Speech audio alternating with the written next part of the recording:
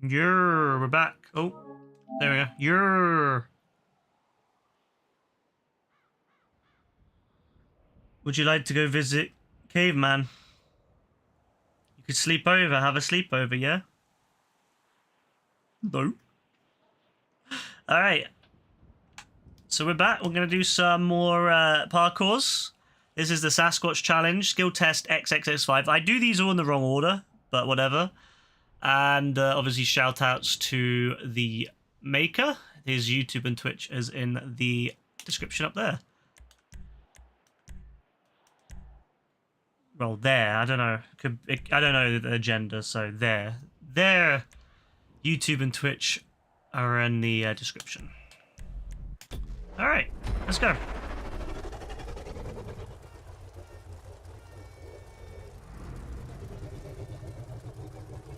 So I like the Sasquatch. It's not a hard one, apparently. It's just quite an easy parkour. That's what I want after yesterday's parkour. Yesterday's parkour stressed me the fuck out, so let's start it off nice and calm. Because yesterday's parkour was, what, 2 hours and 18 minutes? Oof. Probably could have done it in about an hour and 30 at my best. Obviously, the people who are really good at these would get them done very quick.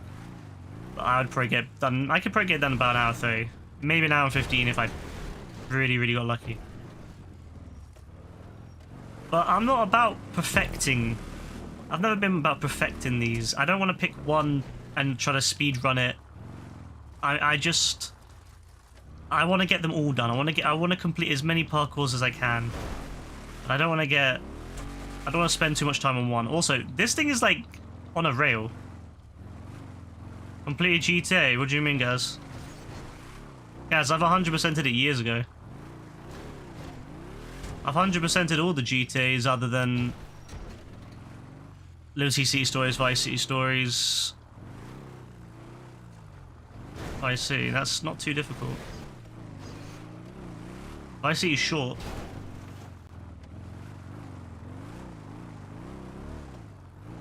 Just have to get good, guys. You just have to get good. Alright, this thing feels like it's on a rail. I don't know, it's weird. When I'm driving, it's like it's getting hooked on something, like here. That's fine, we're through. Alright, nothing too complex. I'd be very upset if I couldn't get through this.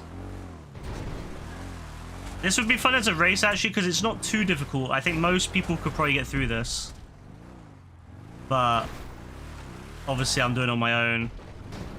Not really parkour racing anymore, it's just parkours, you know? But these are really fun to do with other people because obviously, you know, these aren't too difficult. Like the harder parkours are really fun to do with people. But the problem is so many people that you play with give up. So it's nice to do like simpler parkours because then everyone can have a chance to finish. What, guys? Mortal Kombat, it's alright.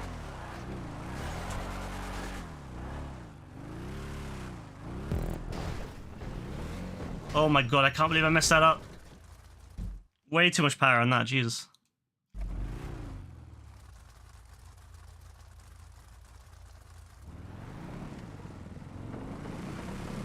What have we got here? Oh boy. Okay, this is a little bit smaller, a little bit more tricky. Ooh, I don't like the way it gets a lot of power out of nowhere there. Alright, this is a little bit more tricky. Hey Maddie, what's up, man? I'm just chilling, doing some parkours. Suffering is tradition. Alright, it's not too bad. Sasquatch has got a lot of control, actually. Although, oh, when it does that, though, when it does that weird... No! Why would it do it? It's when it hits the front. When you hit the front, it's over. It reacts really poorly. It's fine until you hit the front, and then it just sucks. Uh-oh, this is bad. Oh, it doesn't... Oh, because it's all-wheel drive, it doesn't wheel spin properly either. Oh, no. Like, the back wheels have no, like, ability to spin. That sucks. Yeah, can't really complain, you know. It's been a good day. How's your day been?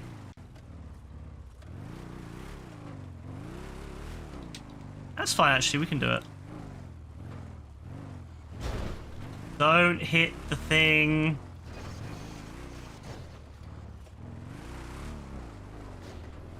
Oh, I don't like the way this moves sometimes. It's a bit sketch. It's fine, though. We made it.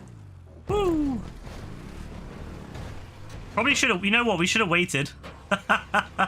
There we go. There we go. You know what? Let's be smart. Let's wait. Like, full speed, full speed. Maybe a bit early on that, but it's fine. We made it. See, I don't know why we didn't just do that the first time. That was way more smart. That's way smarter. Up, up, up, up, up, up, up, up, up, up, up, and then down, down, down, down, down, down, down, down, down, down, down, down, and then up, up, up, up, up, up, up, up, up. I'm gonna fall off. I'm gonna fall off. It's fine. We made it. We got a little moving platform section. I like these sections. They're fun. They're fun. Yeah. Until I mess up and then they're not fun. That's really bad. I can't believe I messed up on that. That's such an easy place to do. Like, there's such an easy section and I mess it up. Oh, go, come on.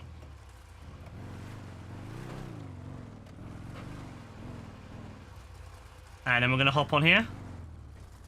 And then we're gonna drive, and then up. Yes. Yeah. No. No. It's that stupid front bit. It gets stuck in everything.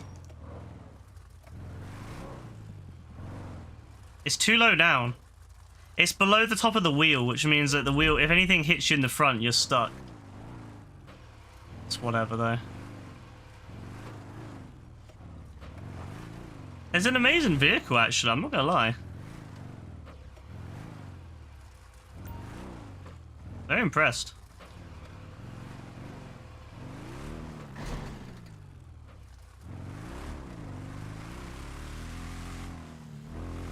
Oh, we might have messed up. No, it's fine. Oh, we almost messed it up. Jesus. You're just helping people in GTA 5 on the PS4. What are you helping them with? Are you doing heists or something with them?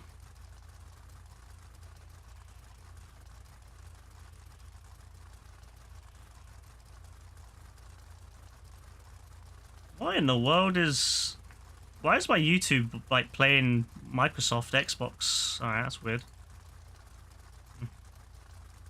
I don't even have an Xbox. Why is it... Alright, whatever. Anyway, let's continue. Ha ha! Gaz got caught by the police. Glorious day. What is this? It just hits... Sometimes it just hits, like, the front or something. It's just... What in the world are you doing now? What in the bloody hell? What are you doing? Whatever you get invited to. Oh, that's good. I think that's quite fun. I like doing stuff like that sometimes when you get invited to stuff and just help out. It can kind of make the game more interesting again.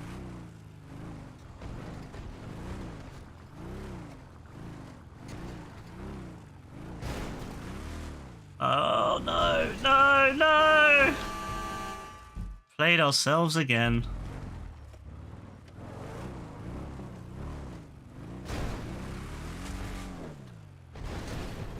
It's not even a hard section, it's just I'm just not doing it well. What is it even hitting, by the way? Like, look, what is it hitting? Is there like an invisible part of the car that I can't... Look, yeah, there's like Rockstar didn't shape it properly in the modeling. Bastards. That's why it bounces weirdly sometimes.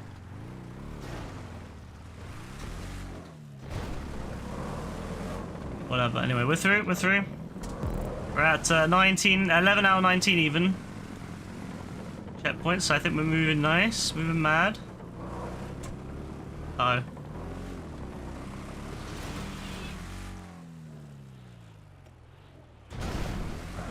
Oh my days. That was a bit mad. That was a real bad situation to be in there. Could have been all over. Hey, Kasiga. Uh-oh, we have messed up. Hey, Kasiga, how you doing? Oh, bollocks. I don't know what to do now. I don't think I'm gonna have enough speed. If I just go straight down... No, maybe I will, actually. I think, because it's only an easy one, right? So, surely it's possible. Yeah, we'll just go full speed down and then we should make it. Watch this. That was bad. We made it, though. That's good to hear, Kasiga. Oh, let's go. Love this section. This is interesting. I've not seen something like this for a... Oh, that was cool, that was cool, that was cool. Nothing complex. Not difficult, but it was just cool.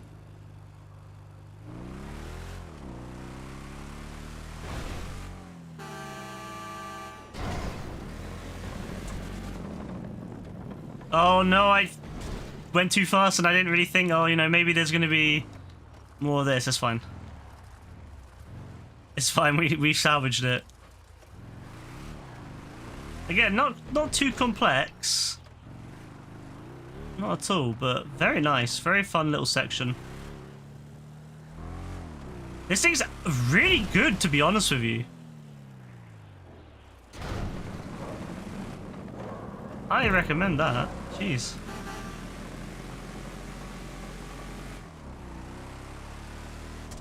I think we've done it. I mean, there's not really much left to it, right? Oh my...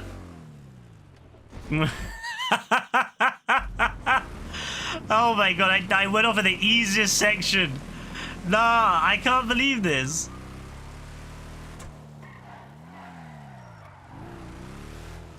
That was the easiest section. It was literally just turning left. Well, yeah, turning left.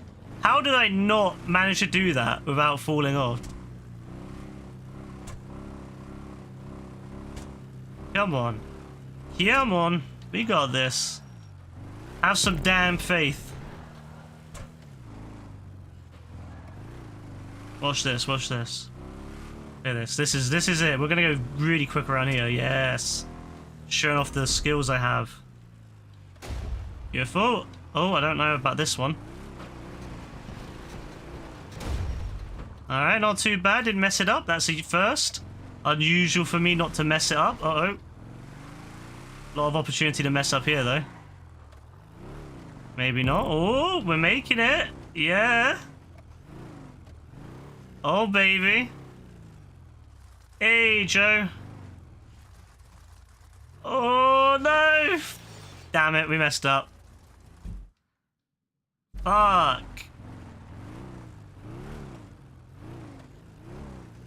This bit shouldn't be difficult as long as you go slow, right?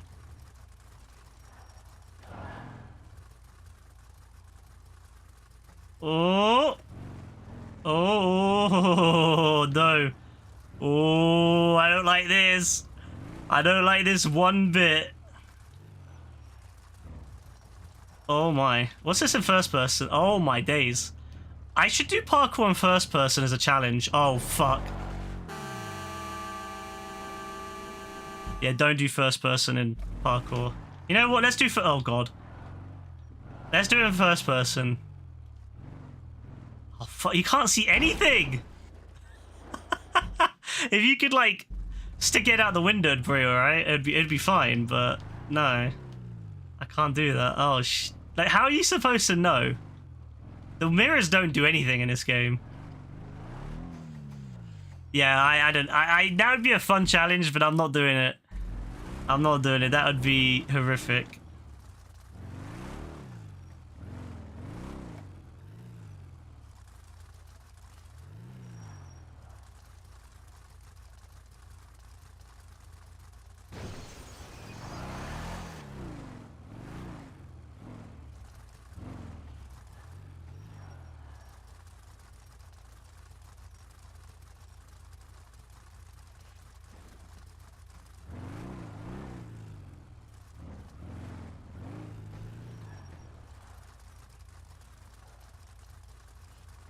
Oh, yeah, there we go. Yeah, first person would be hell on that section. Some vehicles lend better to it, I feel like. I feel like you could definitely do if it's like a lower vehicle in first person, but this vehicle's way too high. It's too narrow. Obviously though, the creators could make the map specifically for first person by making everything a little bit bigger, a bit higher up, kind of giving little indications where things are. Oh my. Oh, already.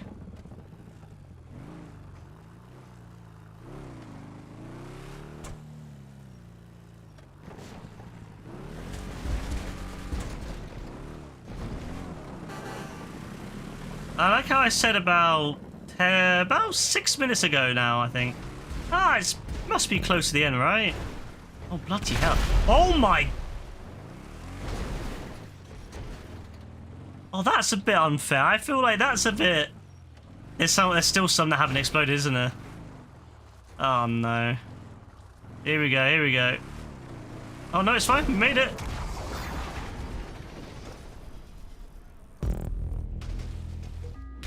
Woo! Thank you. Another one down. Another one ticked off on the list. We are moving, ladies and gents. We are moving. In my quest to do every single parkour in GTA Online, another one has been completed. Now, we're never doing that, but we're going to keep trying. We're going to do as many as we can.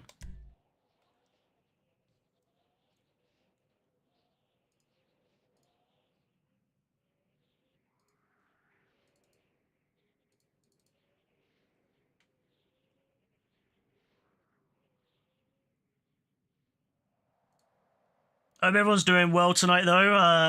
Hope everyone enjoyed their weekends.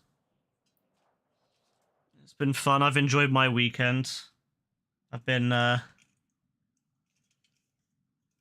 mostly just cleaning, you know? Mostly just cleaning and organizing, which if you know me, is very rare, so I'm not very good at cleaning and organizing, so yeah, I'm happy with that.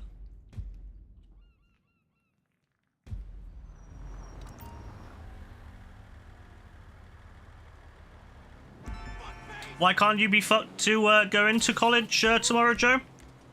Is it just you don't want to do it?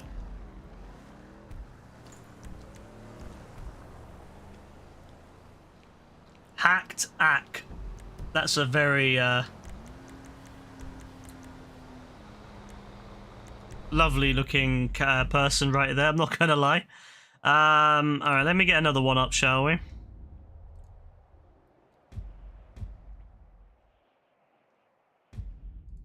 Ooh.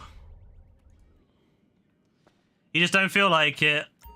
Oh, is it one of those days, you know, you just don't feel like it, you know, you just can't be fucked. Yeah. Them days, bro. Them are the hardest days. It's not so bad when you're like at school, especially in university, because you can just not turn up, but not so great when you have that day like that when you're at work. Then you're kind of fucked. Stay safe, boss. Just pull a sickie, yeah? Some people do, but I don't. I don't know. I'm not a fan of pulling sickies. I feel bad for when you actually are sick, you're fucked. So, and I feel bad for the people who have no cover or need extra hands on deck and they don't have them.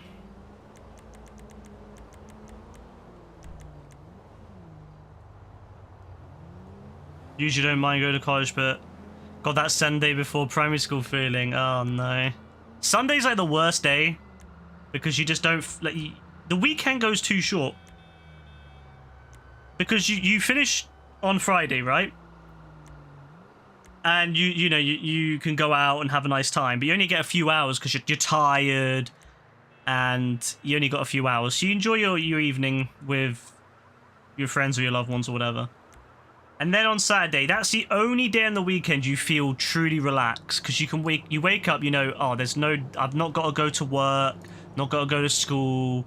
I can just do whatever I want tomorrow. Because Saturday you just wake up, you just know you haven't got to do anything the next day, so you can enjoy the entire day. You can stay up late, do whatever you want, go out, spend the whole day out doing something, whatever you want to do. Then Sunday comes, and Sunday's the worst because you know that you can't stay up late. You got, you know, about 6 o'clock on a Sunday. Oh, 6 o'clock on a Sunday, that's the worst.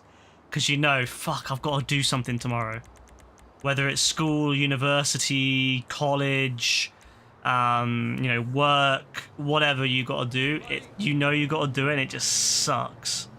You're like, oh, and you just don't get enough time to really enjoy yourself on the weekend, I feel. Like, I feel that if you had Monday off as well, Sunday would be so good.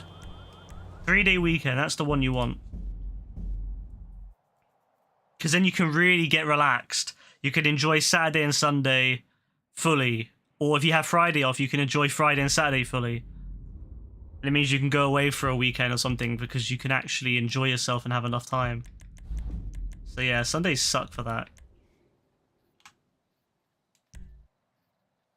You just spend Sunday waiting and thinking about work or school or college or uni.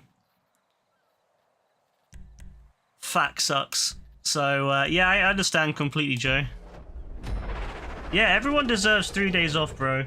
I'm a big supporter of the 4-day working weeks.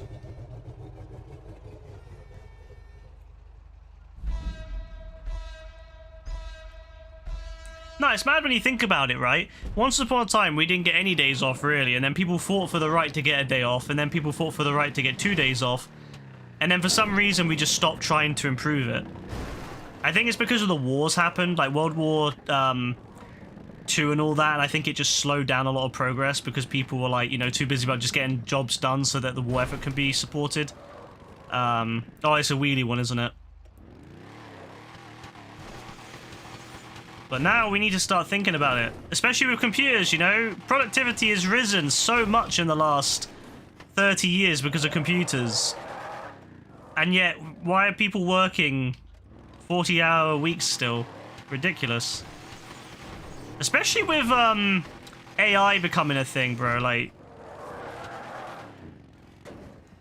Oh yeah, like, they've done tests for 4-day working weeks, and almost every single company has found that actually improves the workers. It improves productivity too, because people can actually relax, and so people actually do more work in the time they are at work.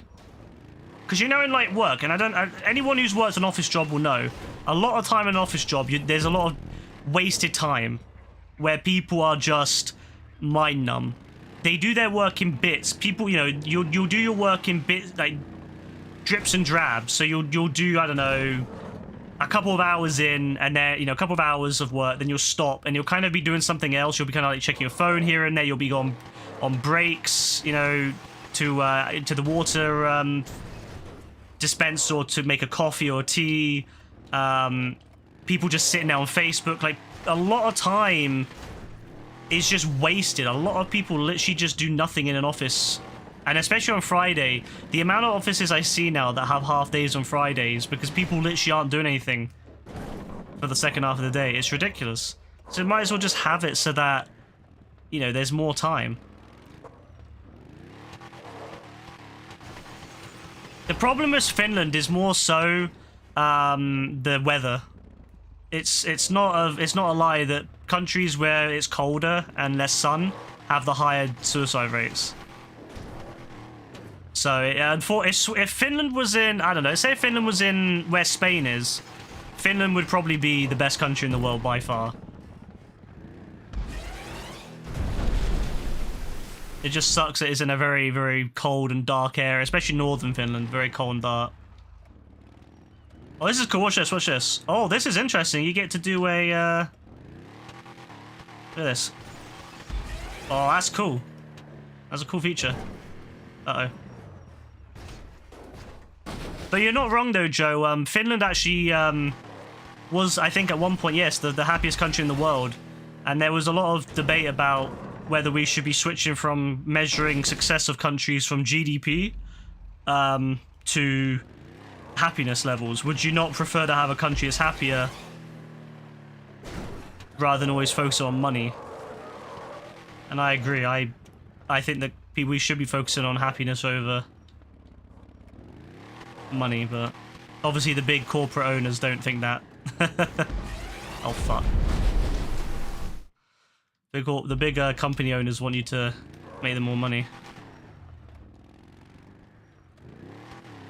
I think a 4-day working week is inevitable, because I don't think there's going to be enough work in the future for everyone. It's as simple as that, really. I mean, already a lot of jobs can be compressed down into 4. And then the problem is, as well, now with a lot of these new AIs, you'll be able to do a lot more work with much less people and much less time. Be able to have an AI write up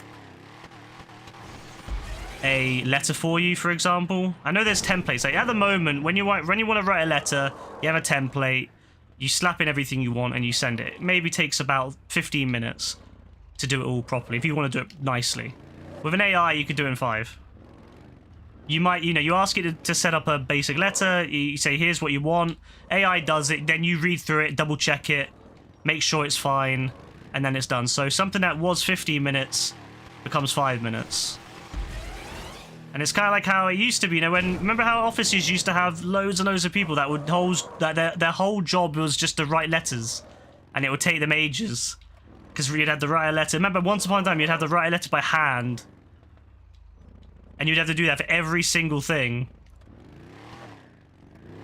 Then they had the typewriters. That was a good job. Typewriting was a fantastic job. And now, well, everyone can type a letter out now, but then what happens when AI can do it? Well, then what do you do? There's a lot of jobs out there where really the jobs aren't really worth much. I call them bullshit jobs.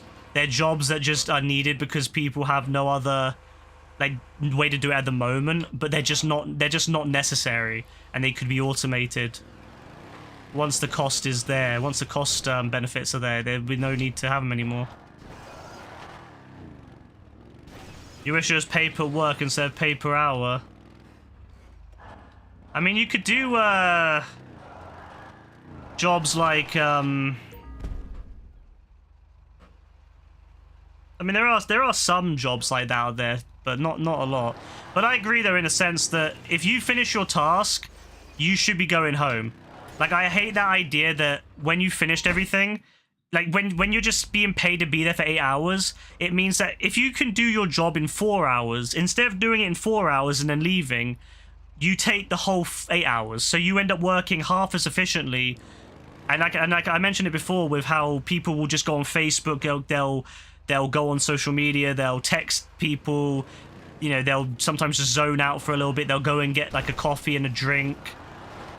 And they do that because they've got no benefit. There's no real reason to work quicker and more efficiently, because you aren't going to get any sort of extra pay, and you're not going to get you're not going to be said, oh, you can go home early. And in the end, what will happen is the company will just say, well, you can do that job in 4 hours. Now we're going to give you double the work. So where's the benefit in working more efficiently? Because if you work more efficiently, you just end up losing. And some people do that, actually. It's a very big common thing, actually, where people will, especially in Excel jobs, people will automate a spreadsheet that a company has. And then they'll tell the employer, oh, I've optimized your spreadsheet. It's automated now. And then what happens is the employer fires them for it. They get the automated spreadsheet. They don't have to pay someone anymore. Obviously, though, when it breaks, well, that's when the problems start. But that's the lesson. You don't really get rewarded for working hard and efficiently. You just get rewarded for working slow and terribly. Yeah, that's the thing, and that's how I know that it's a load of BS, because productivity went up during COVID, and a lot of people prefer it. People will take very small pay rises, if any pay rises, from working from home. Like, I've heard of people who will choose to work from home and completely avoid any pay rise, because the fact they're not paying for their transport every day, they're not having to eat out every day, they're saving money anyway. And they get a better work-life balance. And a lot of these businesses can't handle that because they don't like the idea of not being able to micromanage their employees. And then half the time, the employees work so inefficiently anyway because of micromanagement. There's nothing worse than having a really shit manager on your back all the time, because you just end up not working as well as you could because you're worried about how, you know, the manager's looking at you, and if you do something, if you do it too fast, or if you don't do it fast enough, it just stresses you out. Working from home is great. People legit need to understand that if you're like, I'm very much someone who works on the evidence. If people work home, if they work better at home, I want them at home. Now, of course, some people work better in the office, and of course, if they want to come in the office, that's their choice. I've got no issue with people working from an office if they want to. But at the same time, if people want to work from home, let them. Really, you should work where you feel most, you know, where you can work the best. So if it's at home, it's at home. If it's at the office, it's at the office. If it's in a coffee shop, then it's fair enough. It's in a coffee shop. But let people do it. If it's in the park, if it's on the beach, bro, I don't care. If someone's on the beach and is able to do all their work, I'm happy. Good. Enjoy sitting on the beach. Enjoy sitting on the beach and enjoying the sun. Do your damn, you know, do your work. You can enjoy, and then you can have the sun all to yourself. Yeah, blue collar is hard, to be fair. But that's why it's a shame that not all blue collar workers get good wages, though, because they all deserve it. I'm happy that like people like plumbers and electricians, they get mad money and they deserve it. I've always said it, you know, whenever you have a electrician or plumber come around, they do the job and they do it well, bro, they deserve every bit of money. There's a lot of other blue collar jobs out there, they don't get paid anywhere near as what they should, and it pisses me off.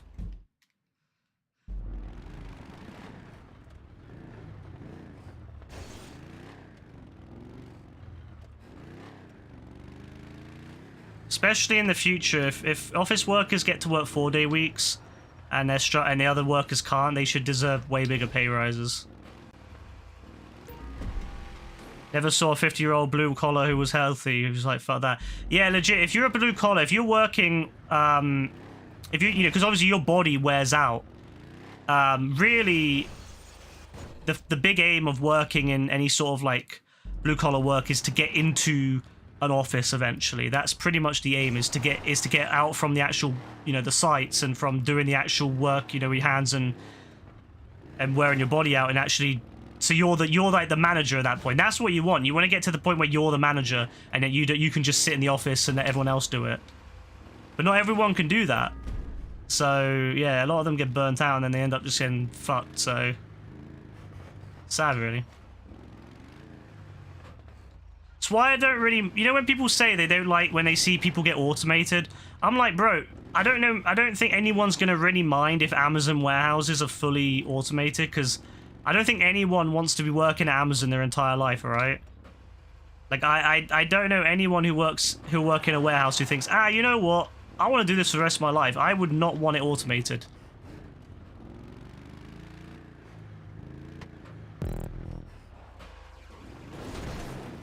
Fuck! To be fair, retail is good at the moment for money compared to where it used to be really bad, but now it's quite decent.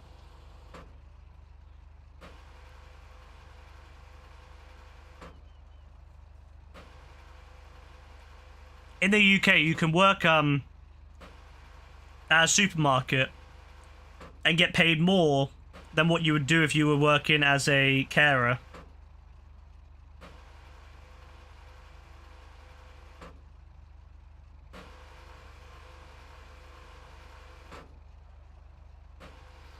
So it's like, you know, what's the point of working? That's the one job I think is really sad. Caring. You do a lot of work, very difficult work, and you look after people who cannot help, who often look after themselves. And you do a lot. You have to do a lot of labor and a lot of really bad conditions and hours, and yet you get paid less than working in a supermarket. And that's not to say that supermarkets should be paid less. That's to say caring should be paid way more. Like, I wouldn't want someone working... I don't know. I feel bad because it's like... I wouldn't want someone looking after an elderly relative making less than what you make in Tesco. I don't know. I'd rather they were making good money. Nursing homes are good over there. Over in the UK, caring is really bad money. Like, really bad money. You're going to be making basically the minimum wage. And there's terrible conditions. Absolutely terrible. They're overworked, understaffed. There's massive issues all around the country right now where there's not enough care workers. And then they're like, oh, well, we need more care workers. And the obvious answer to that is, well, pay people more.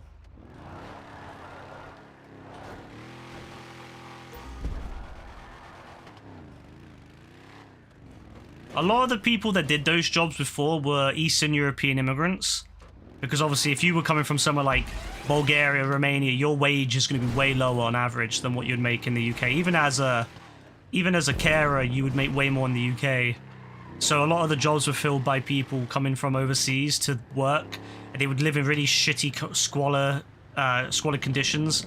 And then they would usually end up moving back home eventually with all the money they made. Like, they worked here for 5 years. Yeah, that's good money. You'd have a lot of money when you go back home. And it was great for the not so much for them. I always feel bad for them having to work here in shitty conditions. But it was fantastic for the government. The government got away with a lot of free, very cheap labor. And then now that we've become so anti-EU and there's no more immigrants coming, or not as many immigrants coming, now we need more British workers to do it. And British workers don't want to work in care homes because you get paid fuck all and you get really shit conditions. British workers won't put up with the same shit that people from overseas would. And I don't know if that's saying that British workers are entitled or if it's just that we treated our overseas workers like shit, which is probably what it was. Because they were treated like shit. Like a lot of times on farms, what would happen is that Romanians and Bulgarians would come over and they would live on the farms in these little houses, and when I say houses, I mean like they're basically sheds, and they would live there, and they would have to pay rent to the farmer. So the farmer would pay them usually like either illegally underwage, like below the wage they should be paid, or the minimum wage, and then they would have to pay rent in the in the farmer's accommodation, and they would do that, and it was terrible work, but it was good enough pay for them that they, after a few years of doing that, they would go back home and they'd be all right. But there's no way you're going to catch British workers doing that. And so now we don't have enough workers in the farms. So, but that's more so, I don't blame, like,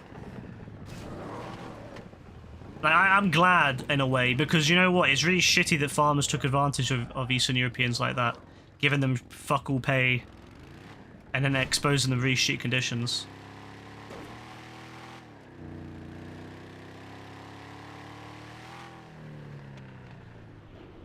So, I'm glad that that's, at least that's, it's funny because a lot of farmers voted for Brexit too, so they played themselves on that one.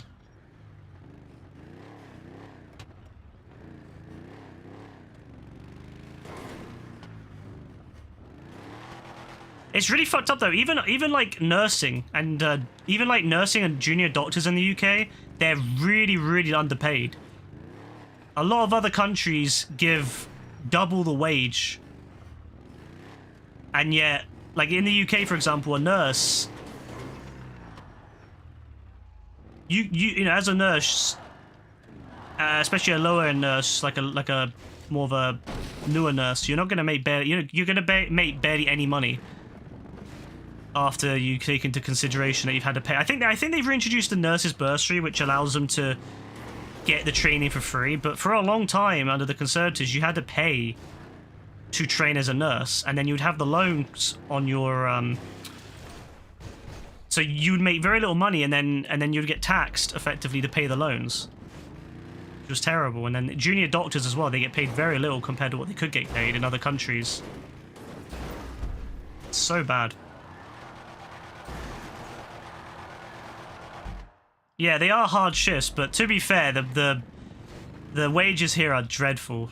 I think they're some of the lowest wages in the Western Europe and America. Yeah, America, they pay. To be fair, some jobs in America pay ridiculously well, but then you have no national health service, no public health service, no safety net really if you lose your job.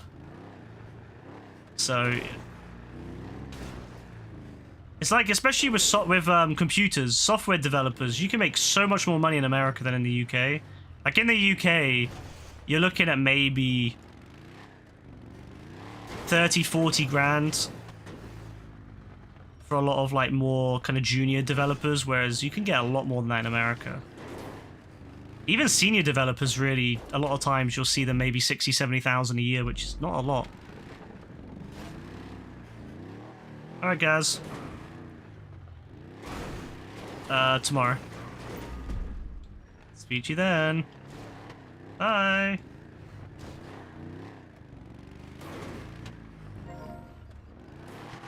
So I don't blame people for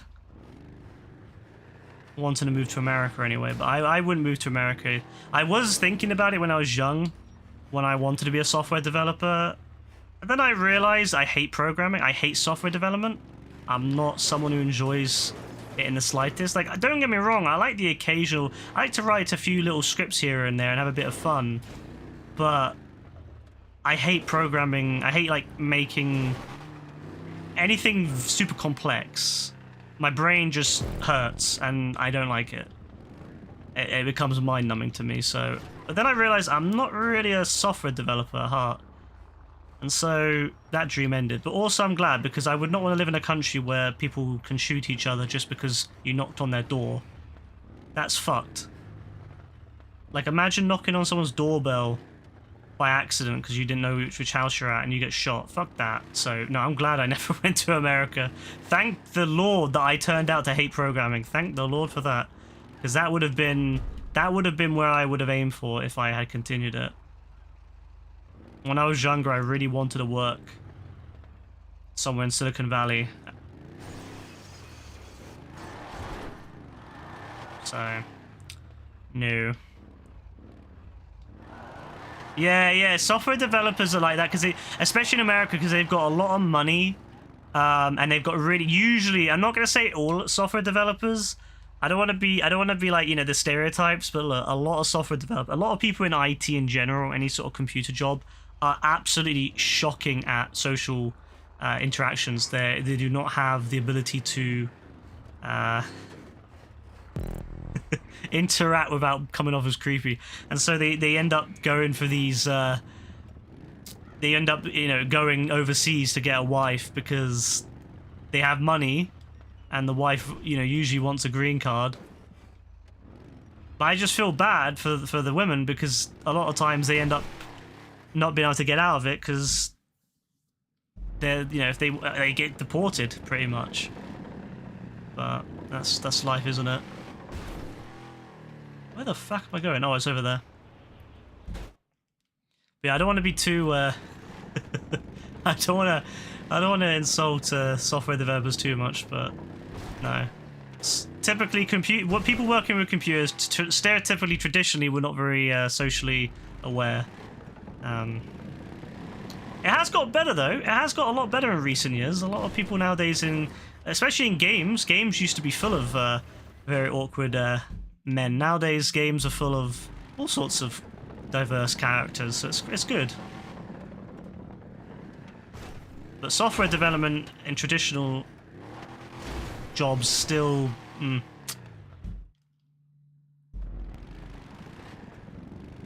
Yeah, legit. The crazy... Honestly, I don't know. Sometimes I feel pity for them, but like, I don't know. I think you'd be better off spending the money on looking at, I don't know, some sort of therapy or something to help you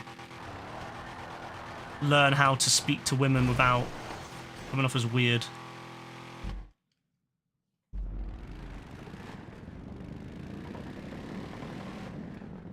I've met a lot of very annoying, very weird young software developers, so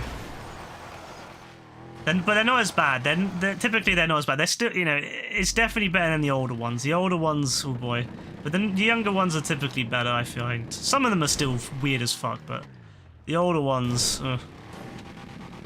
I mean, it takes a long time to get out of the cycle, doesn't it? You know, it's like game design. It's a lot more diverse now, but it took years to get there. Like, if you look at a picture from a game developer back in the mid-2000s, almost everyone in the picture was a man. Maybe there'd be one woman. And now, if you look at pictures, depending on the game developer, of course, some game developers are more all men, but there's a lot of game developers now which have all very diverse cast. It's awesome because it means that nowadays we find, I mean, a lot of them are still awkward as fuck. Don't get me wrong, they're still awkward as fuck, but I find that it's helped a lot. You don't get as many creepy men now. You just find that which is good. But it's just, they're still awkward. They're still socially, a lot of them are still socially inept. And I understand that. It's hard to be, it's sometimes hard, I get it, to know, like, what you should be saying, what you shouldn't. But still. But hey, they made the big bucks, right? Not so much in games. People in games don't make, especially young developers in games barely make, well, they don't make a lot, but some of these other companies you work at, oh boy, you can make a lot of money. I can't blame them necessarily, you know, if I had lots of money like that, bro. But no, sadly I was not to be a software developer, so I never ended up having the chance to make all that money. It's kind of sad. I would have liked to have a chance to go to America and do that, but then I'm glad I didn't.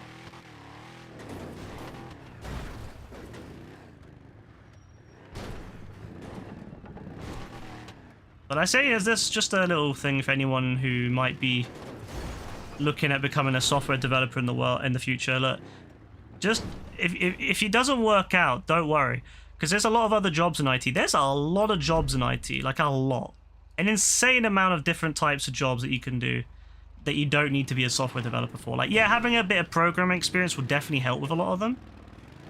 And that's good. So even if, you know, if you can master at least a little bit, even if you get the basics right, you're probably going to be okay. But I know that some people, they try to become software developers and it just isn't for them. And then they think it's the end of the world. It's not.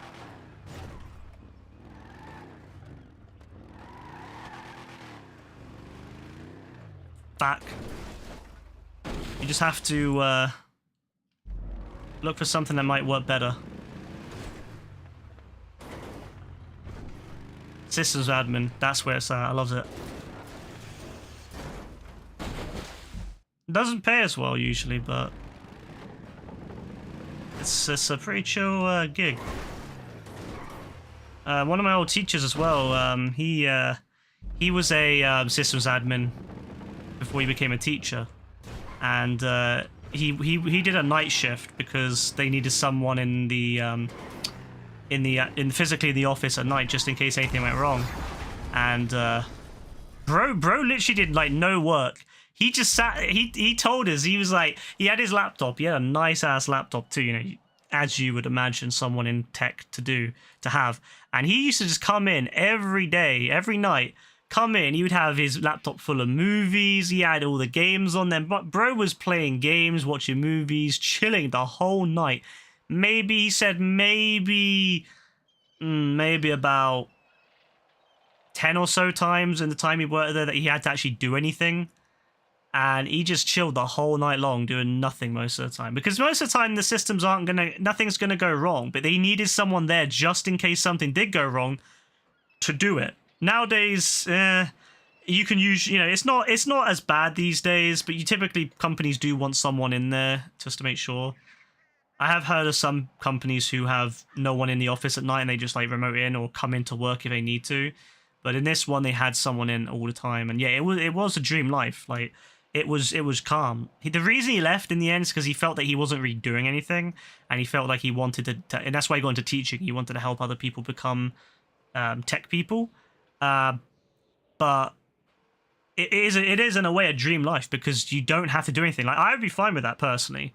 I just don't like working nights because, you know, if anything ever goes, if the transportation situation's bad, it's gonna be hard to get in. I don't drive, so obviously it's a pain in the ass going at nights. But no, it was a calm gig, and yeah, he had a great time. Yeah, like legit. That's how I view it. But some people obviously some people have more in a way of like goals and stuff. But I look at it like that. Yeah, if your job is calm and you make enough money to live, I'm happy with it. That's great. So, but yeah, he had a great time with that, and that was systems admin. Really good job.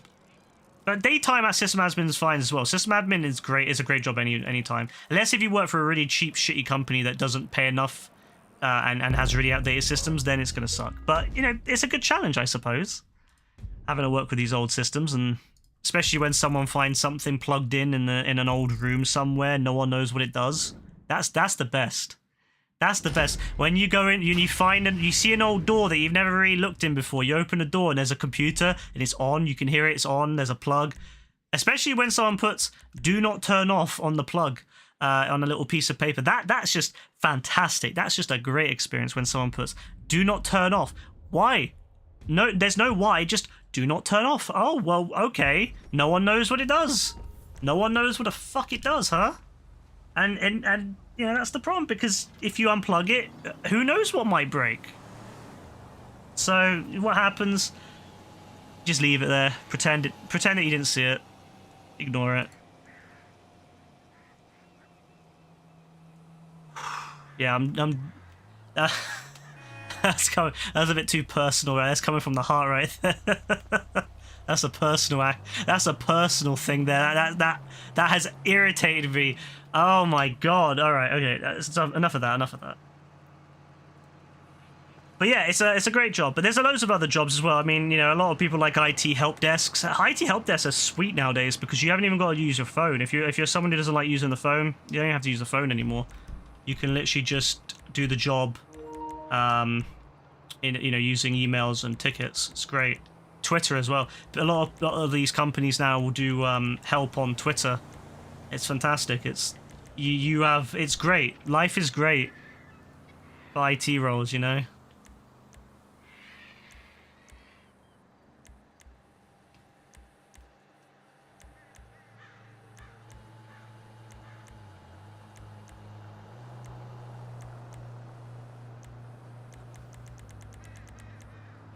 Oh man. I hate IT. You know what? It's funny. I hate IT. I always say how much I hate it. I love it, but I also hate it. It's one of those things really where I love hate it. I hate love it. I love hate it. I don't know. It's great. It's a great role. It's a great like area to go into. And there's such a wide variety of roles now. Especially on the higher end as well. That there's mad higher end roles way above my head. That I don't even, you know, the crazy stuff out there. It's such a wide variety, you know, and it's great because it's got options for people who are maybe more experienced and less experienced. You know, you have roles that are really entry level, and still pay really decently, and then you have roles that are very high up and you can really work up to it. And it's also a career that you can typically do quite well in, even without a degree, actually. It's still harder. Having a degree definitely does help. But there are a lot of companies out there that provide that you've got enough experience, and especially if you've worked to get some additional certificates, will definitely consider moving you up and putting you into these positions, which again is really good because some roles out there you just cannot do without a degree. Which, just to be fair, like I wouldn't want someone who is someone becoming a doctor, for example, without having a degree in medical, all that stuff. I wouldn't want some random person like, oh yeah, so what's your qualification? And he's like, I passed my GCSEs.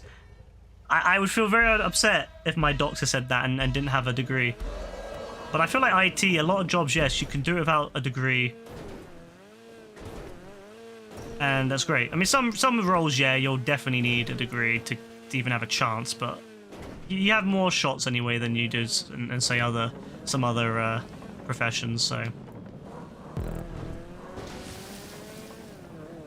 I'm a big fan of it. I think IT is great, but yeah, just personal experiences with it. But that's what puts me off. But you know, that's why it's a love and hate. Fuck.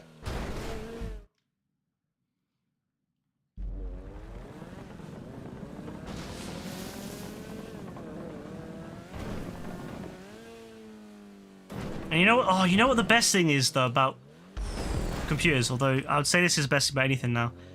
Has anyone else noticed just how informal everyone's clothing has got, especially after COVID?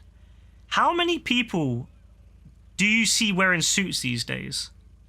I spend a lot of time whenever I've got time off during a weekday. I sit. Me and Rebecca will go and sit around town, around like the local areas.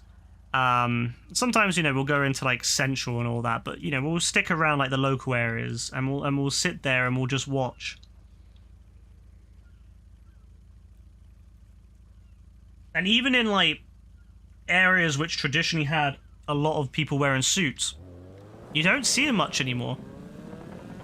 Most people I see now, if they're going to be wearing something with like a more formal wear, it's usually a smart shirt, maybe a jumper or sweater.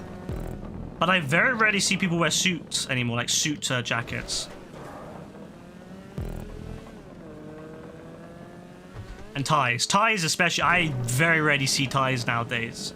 Like I'll see, if I do see people wearing suit jackets, it's usually just tieless. And that's something anyway in the UK I've found is happening quite a lot now. I don't know about other countries, but I don't know how common suits were in other countries. Like in the UK, they were fairly, in the 90s, they were fairly common, and you know, even in the 2000s, even when I was in supermarkets when I was a kid, during the day, sometimes you'd see people come in with suits to buy shopping on their lunch break and stuff. You don't really see that anymore. I very rarely see suits. The only time I see suits, I'll be honest, is when what me and Rebecca call the Tory convention is in town. Basically a bunch of Tories, Conservatives, young usually, and they all look really, really overdressed. Like everyone else is wearing very, very informal clothing, and yet they're all wearing suits in the middle of a Friday afternoon. Nothing wrong with it. I think suits can look very nice, but I don't see them as much anymore. And even clothing in general, like informal clothing, has become even more informal over since the pandemic. I feel like I see a lot more people wearing what would you call them? Tracksuits. That's the one. Tracksuits and like jogging bottoms and stuff. You know, like really, really informal. What I would class as very, very informal. Nothing wrong with that, of course. It's just very different. I think COVID really woke people up to the idea that a lot of clothing requirements are just bullshit. Like, don't get me wrong. I think that, yes, looking nice can definitely help a lot with,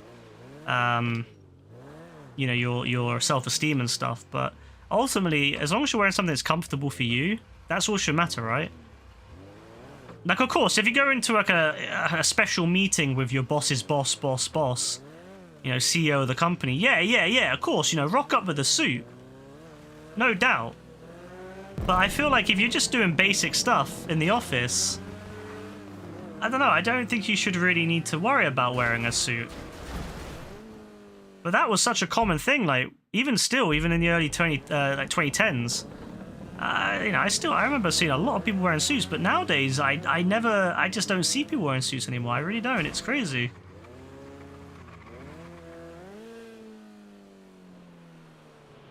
Worst thing though, gap in the resume. That should not be a thing, bro. It's actually insane to think about. Oh, what? Because when you've not like worked for a little bit, and then they like go, oh, you know, oh my god, you have a gap, you have a hole. you know, whatever, like 1 year in your like maybe you have like 6 months in your resume, 3 months. Even if you have like 3 months in your resume, a gap in your resume, people get fucking insane about it. Like, bro, calm down. It's not the end of the world.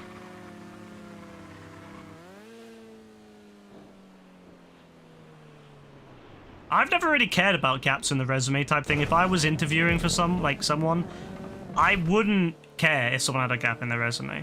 I really wouldn't. And especially if they can give me a really good answer for it. Like if they just said to me, yeah, look, I had to have time away to think about my life and to kind of get myself back up. I'd be like, yeah, cool, bro. Like that's good. Mental health?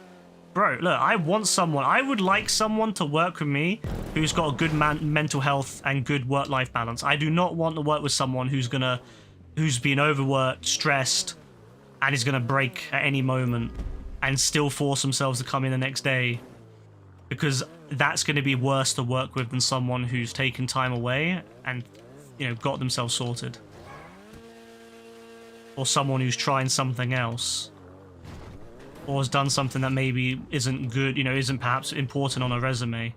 I don't know, I just feel like, yeah, people who worry about that stuff need to calm down.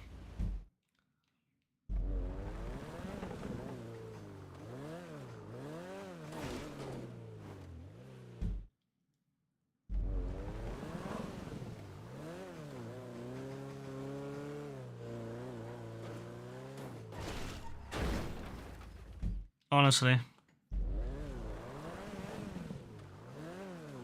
That's definitely something I hope that disappears. There was a company, young company, advertising in my area, and I think they said that it was a small team of 8 people, and they had, I think 6 of them were neurodivergent, and 2 of them were neurotypical. And they were saying how they don't care if you have gaps on your resume because they understand obviously where where people are coming from, with like mental health and things. They don't care if you have a degree or not, because again, that doesn't, a lot of people that thrive in those jobs are people that struggled perhaps in school environments, because it's very set and you have to do certain, it's very set, you have to do it a certain way, whereas some people think out of the box and don't do well in schools. I thought that was really cool. Like, and I was like, yeah, you know what? That makes sense, because you need people that are perhaps thinking outside the box to understand what it's like to other people that might think outside the box. So I thought that was really cool, actually. I was really impressed by that advert. So I hope they find people who want to work there, because that's pretty cool. I think that's a chill team, personally.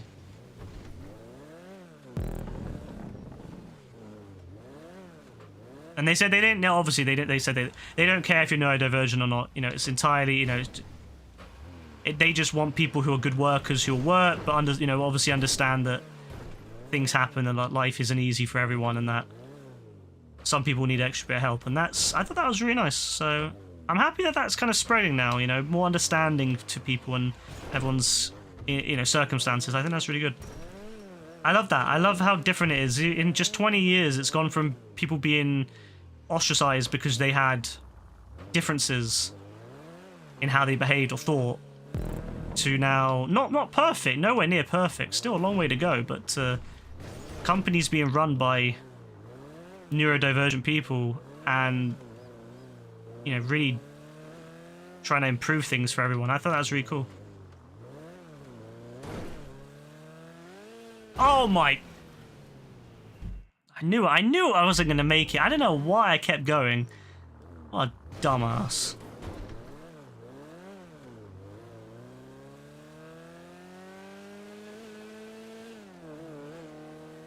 There we go. See? Look at that. Still better than that 2-hour and 18-minute race I did yesterday. Oh boy. We don't talk about that. Woo! Get a good little screeny. There we go. Almost didn't make it. That's very bad. That would have been a very awkward finish for the picture. And are we going to make it? Oh, no. No, yeah, we made it. It's fine. Whew. What's this?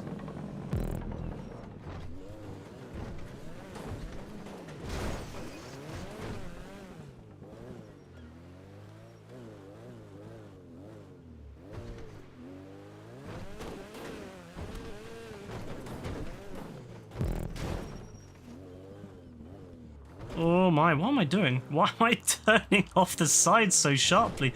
Jesus. Yeah, I think we've done pretty much. Okie doke. Oh, wait, what?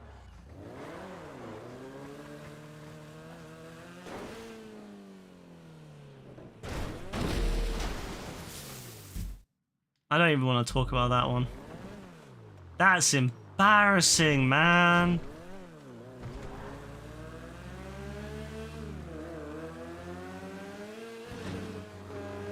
You'd be surprised, like, this is quite hard.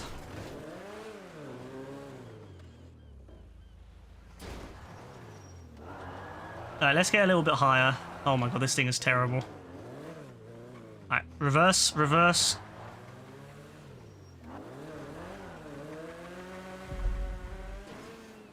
Fantastic.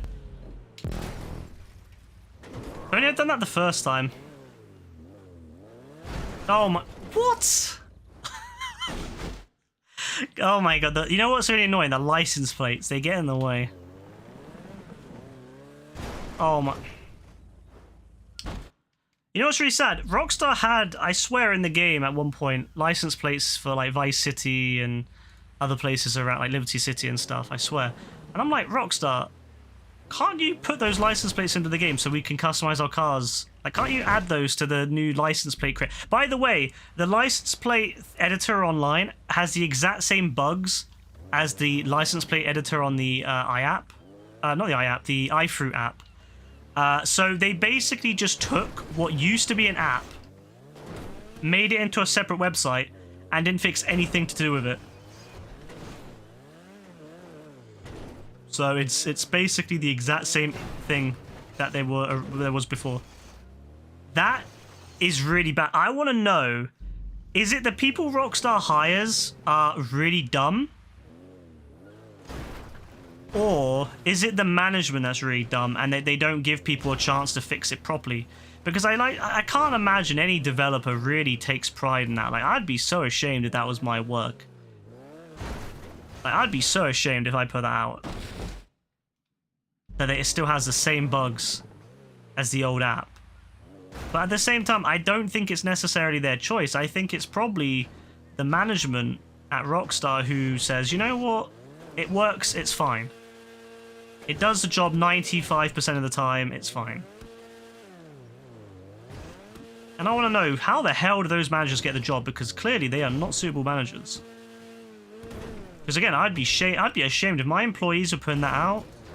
And if it was on my employees, I'd be firing them. But if it was on me, because I wasn't a good manager, I'd be ashamed of myself. Because how the hell could anyone put that out and be proud?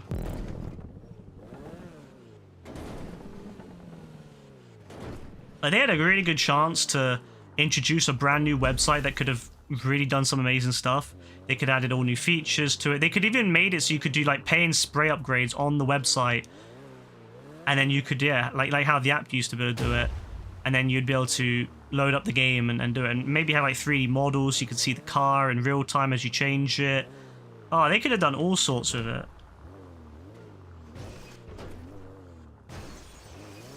This is the thing, like, Rockstar used to be really good. When you look at their old work, the Social Club, when the Social Club first came out, it was amazing. No other company had something like that, at least not on, like, consoles. I remember when COD released their first, like, console app that was, like, separate, like, was it COD Elite or something? I don't know.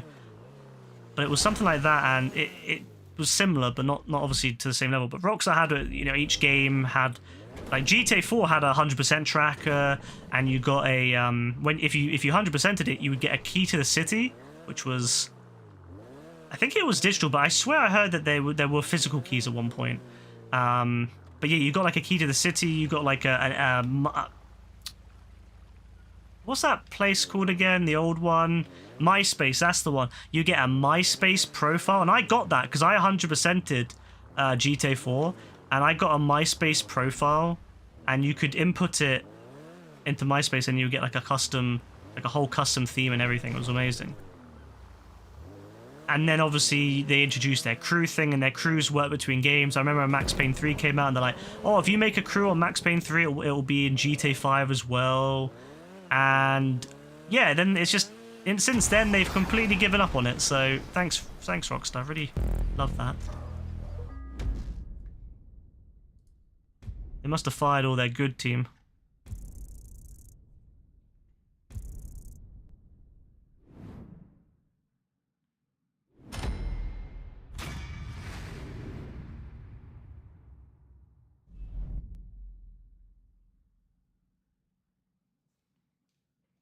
Cool.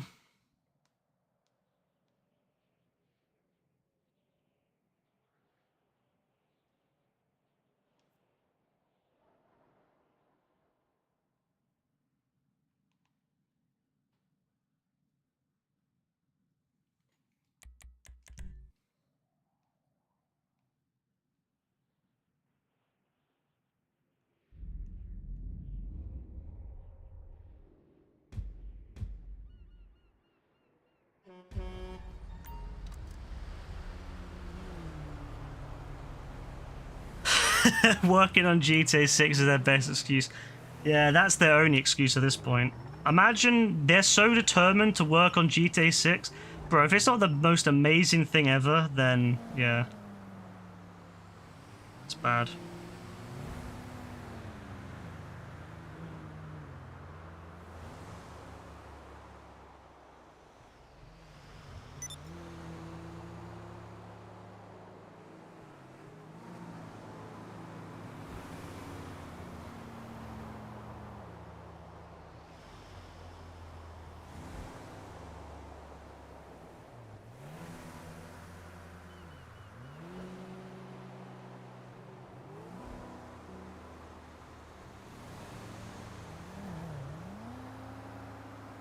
So I was just messaging Rebecca because she's working, and there was some weird guy in her store earlier.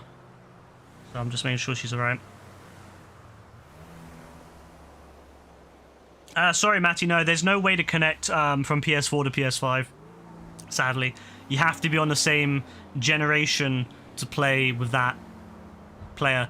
And it's even worse because I thought, and I think we all thought here, that with GTA 5 on the PS5 and Xbox Series X, we thought, oh, well, maybe they'll make it so it's crossplay, right? Because, oh, you know, okay, they're not going to let you play with last gen. Okay, whatever. That's, you know, that's whatever. But for them not to let us play with other people in the same generation, like, I'm not expecting to play with PC players because I don't want to play with PC players. They're just, no. But not even being able to play with Xbox players on the exact same gen. Like, the Xbox Series X and the PS5 are pretty close in specs. There's no difference, real major difference. And I guess there's the Series S, but even the Series S can still play the game at 60 FPS. So it's not like there's going to be any inherent advantage by being on a PS5 or an Xbox Series X. But they don't even let you play with other people in the same generation. It genuinely was just a cheap money grab. Honestly, it really was. I'm glad that I got the game for free. I did pay for the single player upgrade because I wanted to get the trophies. But I only paid, what, like 10 quid in the grand scheme of things? It's not a big deal. But the fact that now you got to pay full price for this game, like 30 quid. It's such a cheap upgrade. It's such a cheap money grab. It really is. It's shameful how little effort they put into this. They literally, and I say this quite confidently, all they really did was slap an upscaler on it. That's all they did. They just slapped a very, very, very ready-made upscaler, because AMD, it's FSR1, and AMD released it for free. Anyone can use it, anyone can put it in their game. And all they had to do was slap it in the game. Very easy to do. And they did it. It would have taken... I think that this game would have taken them maybe about 6 months max. They did, to be fair to them, they did something in the physics engine. So the problem with GTA 5 on the PC is that the faster your FPS, the faster your car is. So it meant that people with, say, 150 FPS, 200 FPS were getting massive speed boost. When I say massive, it wasn't gigantic, but it was noticeable speed boost when you were racing, and that was something that Bruffy used to always bring up and how unfair it was. They fixed it on the PlayStation and Xbox, you know, the next-gen versions or the current-gen versions or whatever. They fixed it. So now there is no inherent advantage for playing a 60 FPS versus 30. You get the exact same speed. But they actually, by fixing it, they made it worse. Because now, when you play as the Beast on those like on parkour levels, the Beast can't jump as high. The Beast is he can only jump maybe about 90% the height of the 30 FPS option. And so most people, 95% of players aren't going to know about that. Maybe probably 99%, because most people who play as the Beast aren't playing parkour levels. They're going to be playing either the Beast in free roam or the Beast in like one of those PvP modes that they have. So most people are never going to notice the difference.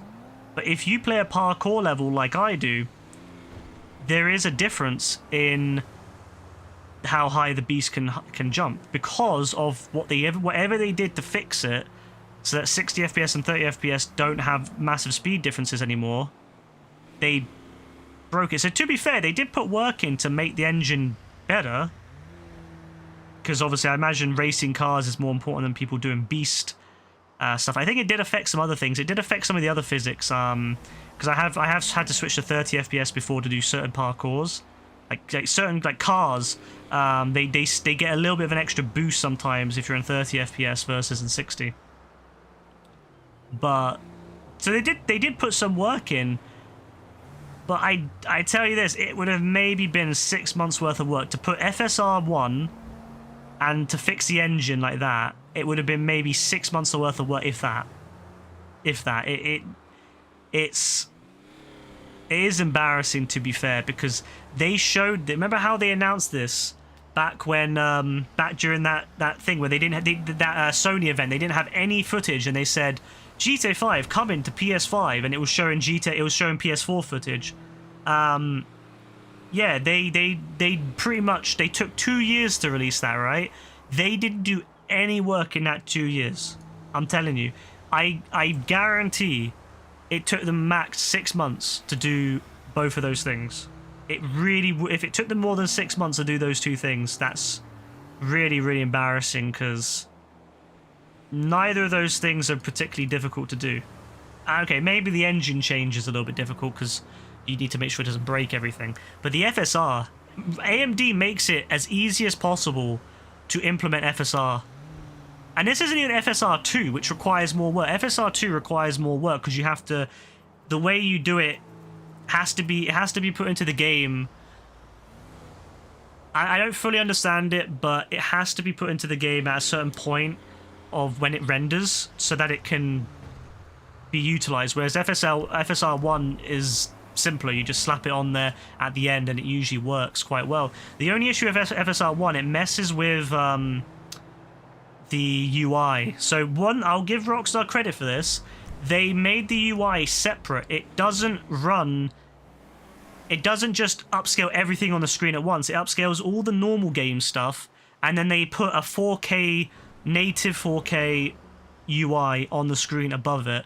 And so that's why the UI is very clean. I can't lie, the UI is very clean. The map is gorgeous, it's very clean, very smooth. But the rest of the game, it was just a basic upscaling job. They didn't even bother making their own upscaler. Like, they could have done what Insomniac did, where, you know, like, we've seen Spider-Man, right? You've seen Spider-Man, how good that looks. And they could have done that themselves, but they chose not to. Now, maybe on the next gen, maybe on GTA 6, there will be their own proper upscaler, because I imagine GTA 6 will need upscaling to run at 4K at 60. Maybe they've put a lot of work into making sure that into GTA 6's upscaler look good, but at this point, I would not be surprised if we load up the game and it is just running FSR 2. Although at that point, it would be FSR 3. But I really wouldn't be surprised if they didn't put FSR 3 in and they just slapped FSR 2 in, or 2.1. I really wouldn't be surprised. Now, not to say anything wrong with FSR 2, I like FSR 2. I played Red Dead on that on PC. But you would expect them to do a lot more work and do their own one. That can really, because obviously their game has got, it's, you know, you got to make sure it's tailored to your game. If you just slap it into a game it's not tailored, it's not going to look great. So, to be fair, it doesn't look that bad on PS5. Like, you wouldn't know this is FSR 1 upscaling if you didn't, like, unless if you had an eye for it. But it is there. And yeah, though, like you said, GTA 4, Red Dead, Max Payne, Bully, Nightclub LA, yeah, they were able to come out with those games all the time. I remember at one point in time, there was at least one Rockstar game a year. And that was great, because it meant there was always something new to look forward to from Rockstar. And then every year up to 2013, there was a new game, and then suddenly no more. And then 5 years to Red Dead, and then now 5 years to nothing. So... yeah, it's really embarrassing. This is where they've got to after putting out games every year. Like, I know games are harder to make now. Like, I get it. Games require a lot more time to make. I get that. But you need to be putting out something. Even if it's not... like, no one's asking for them to do big leaps every GTA. Like, I would be fine if they did side GTAs. You know, I would have been fine if they had released GTA 5, Las Venturas or something, where there was a story, maybe Trevor moves to Las Venturas or something, or goes there to set up a new business, and we got a story in Las Venturas in a map that was maybe about a third to half the size of GTA 5's map. I would have been fine with that. You know, I'd have been more than happy for that. It doesn't have to be a whole new generation every game. Like, yeah, okay, still do the big generations, you know, GTA 5 to 6, you know, but put something in between. Like, imagine if we had to wait from GTA 3 all the way to GTA 4. That would have been a 7-year wait. But in that time, they did Vice City, they did San Andreas, Liberty City Stories, Vice City Stories. So, and GTA Advance, which was on the Game Boy Advance. So in that time, they managed to do effectively 5 games, just in the GTA universe, before GTA 4 came out. So that's what they should have done with GTA 5. They should have come out with different games, side games. They could do one in Japan. Look, I'm all for them trying other places in the world. I think that the mainline GTA should stay in America, but I'd be more than happy for them to try a GTA Japan, like a side game that was maybe the size of, you know, maybe maybe, yeah, half the size of GTA 5 that was in Japan or wherever, just to give it a go. I'd be more than happy for that. But they don't do anything but the main games, and then the main games take years. That's my issue. I don't want to wait 10 years for a GTA game.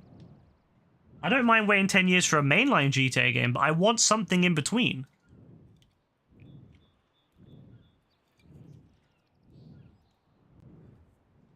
And the thing is, it's not like it would waste the resources, because let's say if they made a GTA 5 Las Venturas DLC, or like side expansion, or just a side game. Let's say they made a, you know, based on the GTA 5 version of Rage, you know, call it Grand Theft Auto Las Venturas. Let's just do that.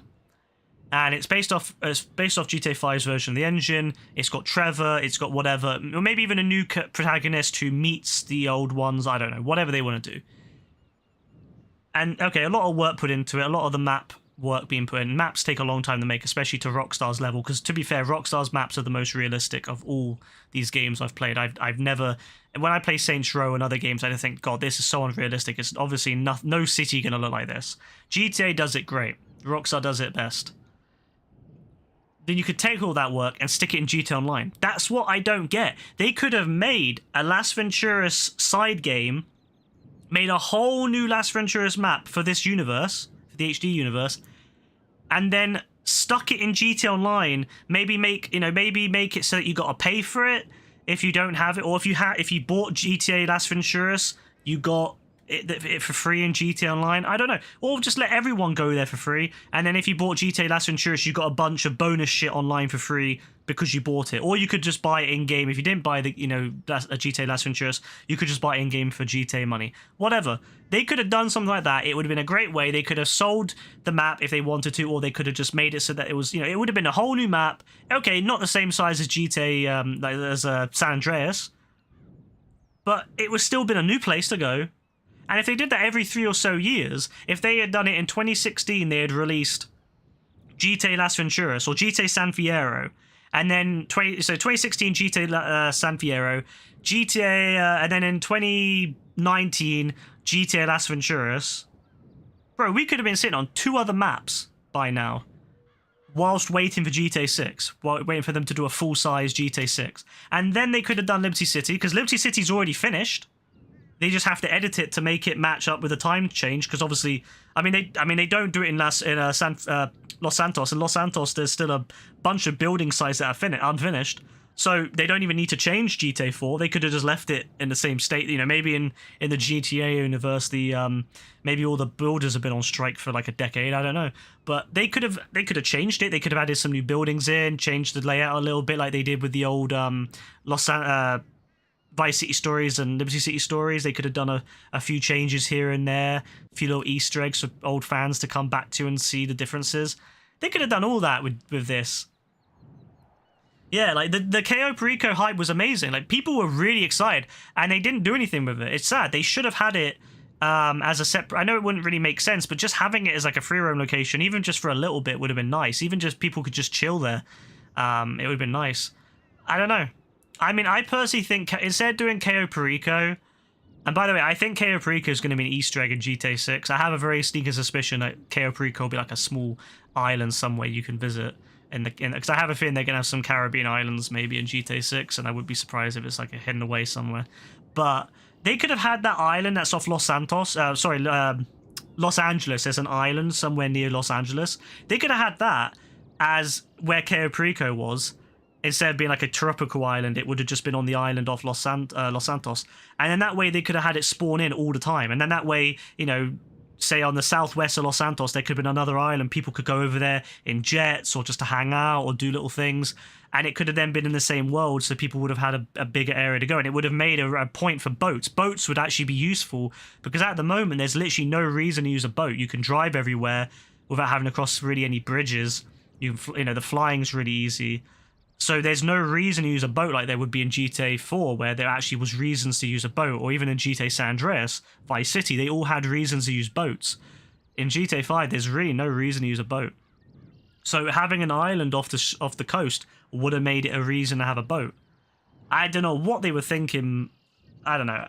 Still, I'm glad that whoever came up with KO Perico concept actually got it done.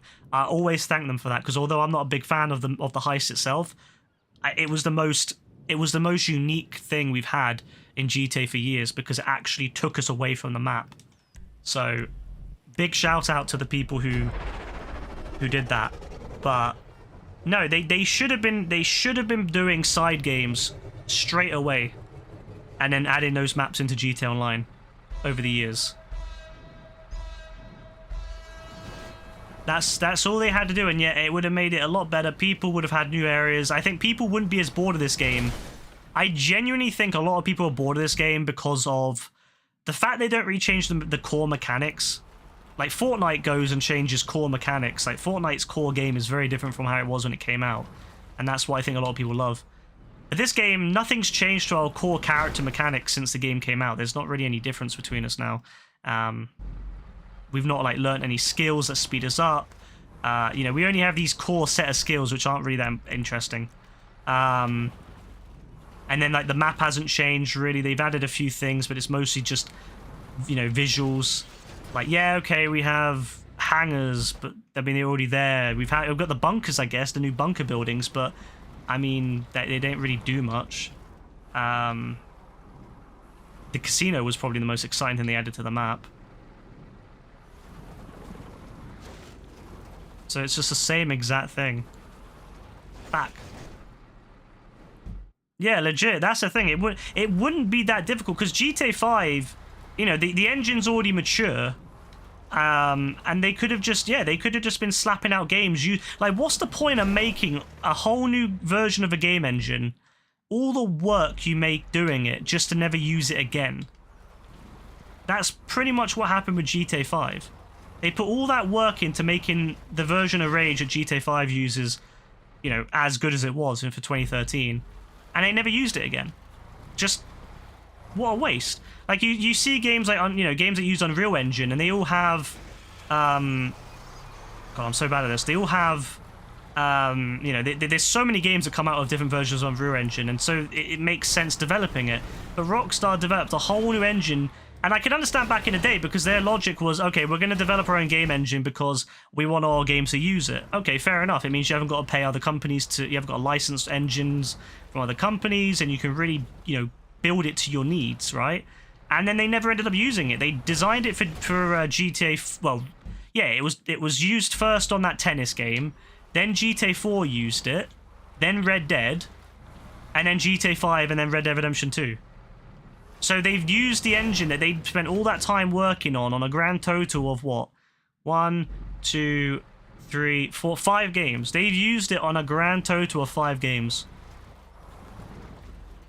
Did Midnight Club Los Angeles use it actually? I can't remember. It might have. I know that LA Noire did not. And I know that obviously there was never a second bully. I think they were working on a second bully multiple times, so that would probably have used it. But they never ended up releasing it. So they've worked all that effort to make Rage, which is a very, very cool engine. And they put all that time and effort into making it just to use it for 5 games or so. 5 or 6 games. I mean, I don't know, that's just really bad, personally, in my opinion. I think that was a really bad... Like, they should be pumping out games using it. Like, don't get me wrong, I hate when companies put out endless games just to make money from something. Like, look at COD, look at games like that where they just put out endless amounts of them. But, like, I'm not expecting them to put out a game every year. I don't want them to start putting out a game every year. I just want them to start actually making more than just one game a decade. If they could put out a side game or do some, if they don't want to do DLC, because I understand that DLC doesn't make a lot of money. Like, single player DLC does not make a lot of money compared to online. I get that, but like, they could have done a few side games and that would have made money. Especially right now, people are big fans of good, well-made single player games. I mean, look at God of War, look at Horizon, look at Spider-Man. People are very excited to play new, well-made single player games. Look at a new Star Wars game. People are really hyped for that. Like, why not?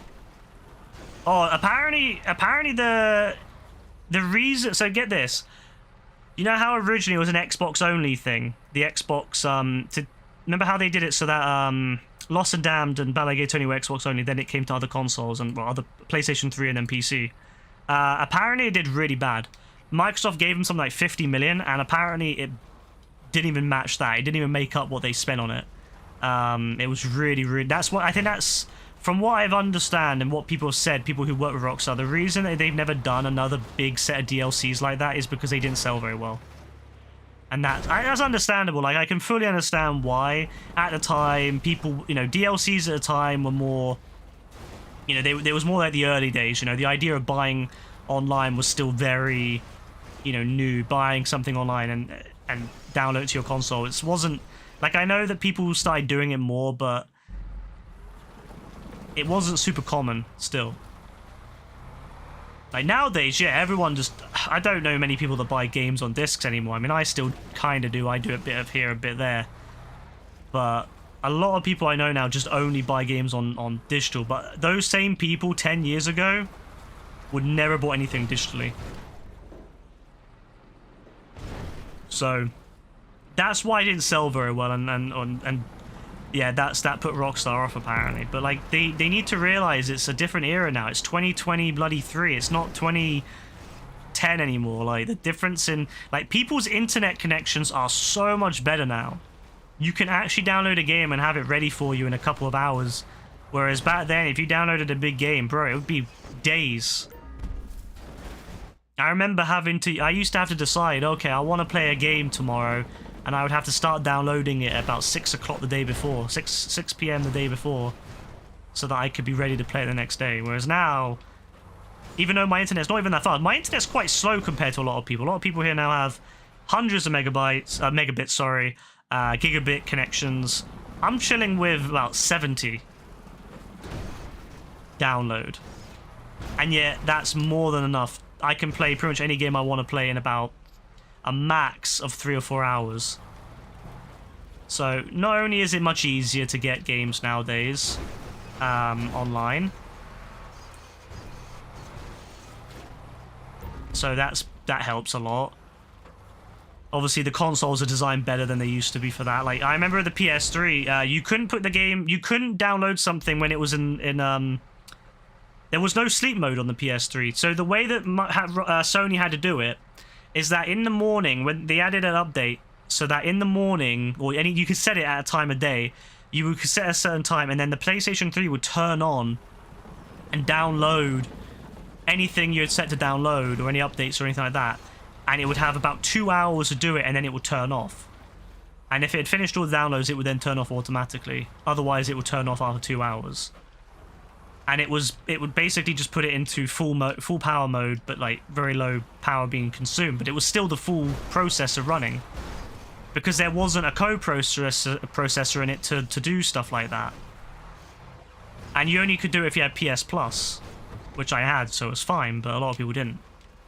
Nowadays, we have PlayStation 5s and Xbox Series that they both have standby modes, and the PS5 standby mode is very low power. Fuck's sake, this is actually ridiculously hard.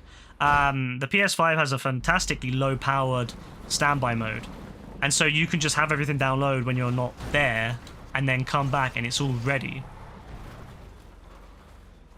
So it's crazy. No wonder they killed Johnny. You know what? That might actually be it. You know what? I've never thought about that, but maybe that's why they did kill him off. Maybe they were so pissed off that the GTA Lost and Damned flopped. I mean, I don't know why they thought at the time to make it digital only.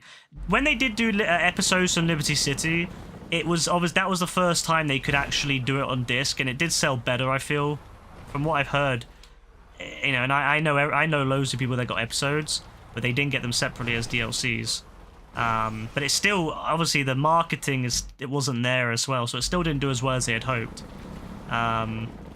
Because people didn't know what it was. Like, was it a full new GTA game? Who knows? Like, that's the problem. It was in that weird, awkward stage of time where digital gaming, buying stuff online and then downloading it, and then all that was still very new. And people didn't have like social media like they do now, where if they have a problem, they could just search up on Google. They could go on their smartphone, search up the solution on Google.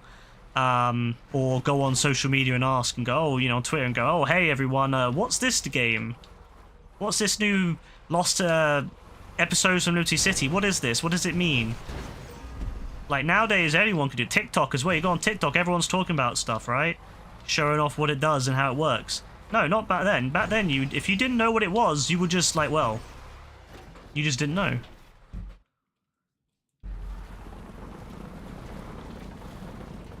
So I think Rockstar needs to know, I think they need to understand that the world has moved on a lot since back then, but these are the same people that don't understand basic tech.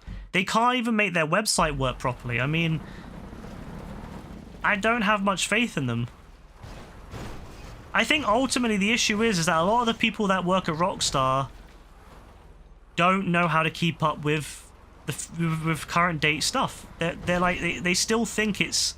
Like, the way they treat things, like how they announce their games, they still think it's like the 2000s where you just put stuff in a magazine here and there, and then people just have to wait and speculate. They don't seem to understand that we live in an era now where you need to use your social media. And they don't use social media. Like, they've recently started doing a thing where they give fan pages on Twitter early access to information, like, as to what their next event will be. So like a day or two before the next event announcement, they'll give their like fan site news, and so the fan site will like announce it, and that's cool, I guess. But why is that taking so long to do that? Why are they taking over? God, this is hard, man. I can't lie. Why is it taking them over 10 years to do that? Fuck, bro. This is actually frustrating as hell. I'm not gonna lie. Yeah, it's funny though, because they used to be better with stuff like that. Like I said, their website used to be one of the best, and they used to do all the they did live streaming with people like way before loads of other companies did. They were doing live streams back in 2009. Like, how many other companies were doing live streams with their fans in 2009? Like, think about that. Like, how many game companies were doing that? Very few. And I remember when I played in those live streams, it was amazing. Like, it felt like such a community playing together. I remember just doing GTA 4 and getting into the game, and it was crazy. Like, oh my god, this is actually gonna kill me. Oh, wait, oh, it was going back up. What? Fuck. And yet now they don't do any of that. Like, they legit have gone backwards. And they did, to be fair, for a little bit during... Remember when they started doing those Facebook streams and you could, like, get money, like GTA money. If you watched a Facebook stream, you could get, like, drops and stuff. I thought that was so cool because it was really interactive. And if they'd done that on Twitch with, like, money drops and stuff, it would have been amazing. If Rockstar did, like, a month, even just a monthly one, but let's say if they did it every 2 weeks or every week, a stream where they got a proper team full of people who enjoy talking and you know, who know the games really well, and they could get different people from Rockstar on, you know, people who, you know, who were big parts of it, and they could, like, play the games. It could be great. I remember when they did it with Laszlo that time. Laszlo and that girl, I can't remember her name, but she was in she's one of the people on the radio. That would be so good if they did more of that. And they did it for a little bit, then they stopped. I get it because it was COVID, but still. Like, just stuff like that. Like, other companies do that all the time.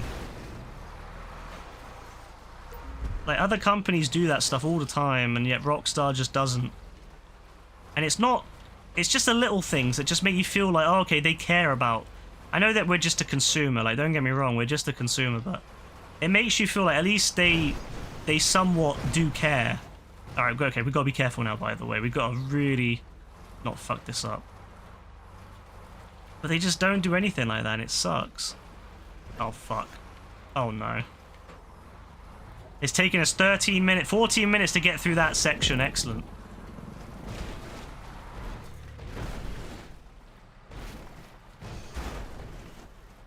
Oh no, this is not good, but yeah, it's just stuff like that that just really upsets me around it, because they are still my favorite developer.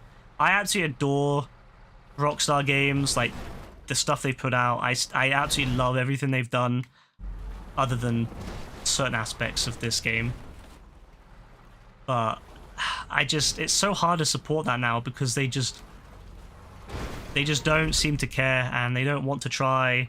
And they could easily hire someone, like, contract a marketing team out who knows how to market their games better, and they just choose not to. And this is where I think Leslie's doing it really well with Everywhere. Like, he's really trying. He seems to be the one person, and I think that's one of the reasons why GTA was very different when he was still there, in the way that they did stuff. I think a lot of the ideas, like the live streams and stuff, I wouldn't be surprised if that was his ideas, because ever since he left, they don't really do a lot anymore, like, when it comes to social interaction. Like, they still have good ideas here and there, but I think he was a big part of that.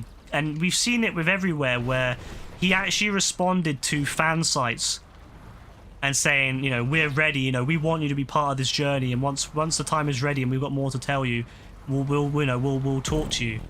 Like, we're ready. And I love that, because that's exactly what it should be doing. That's what they should always be doing that. They should be contacting fan sites and really working with them to get the news out. And I like that after Leslie did that, by the way, after Leslie did the whole, oh yes, we're going to talk to fan sites thing, Rockstar does it as well, where now they're giving out, like, information to fan sites early.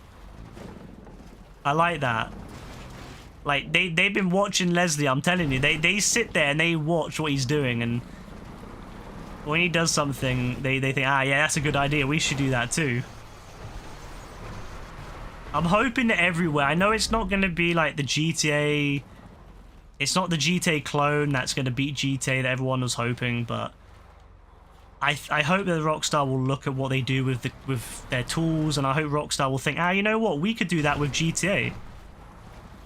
I would love it if GTA 6 had a really in-depth creator mode for people to make very in-depth missions. It'd be amazing if you could pretty much just redo anything in the game and then make custom modes out of it, and custom, pretty much custom games out. Like, GTA is a great game for what Fortnite does, where you can make whole new modes out of it. GTA is literally a sandbox, bro. There is no reason at all, if Rockstar put the time and effort into it, that GTA could not be a universal game creating tool in a sense, where you could make whole new game inside GTA. There's no reason at all. And there's another thing that Rockstar did very well. Remember the editor? The fact that you can make videos and move the camera around in the game and get amazing pictures and videos. How many other games have something like that? Like, I know a lot of games nowadays have photo modes and stuff. But how many games have outright an editor? Very few. And Rockstar, that was another great idea that Rockstar had, and they did it on the PC version of GTA 4, and then they brought it to the console version of GTA 5. And it was absolutely amazing. And then they've not done anything with it, really, and the Red Dead never got it. They promised it for Red Dead years ago, and they never released it. I think they've still got, like, leftovers of it in Red Dead. And that's another thing that they've went from, you know, they went from making a really amazing idea like that, having, like, they really did put so much time and effort and really think up some great ideas for their games. And they've just stopped. It's like they've completely forgotten that those things can exist.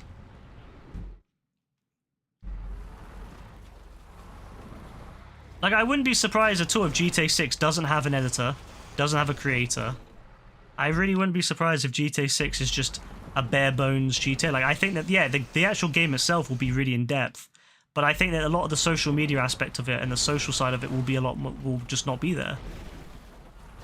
I mean, if I was Rockstar, I'd be really thinking as well, why don't we expand? Like, I know that there's a lot of talk about the social media in game being, like, more important, because obviously social media has grown massively since GTA 5 came out.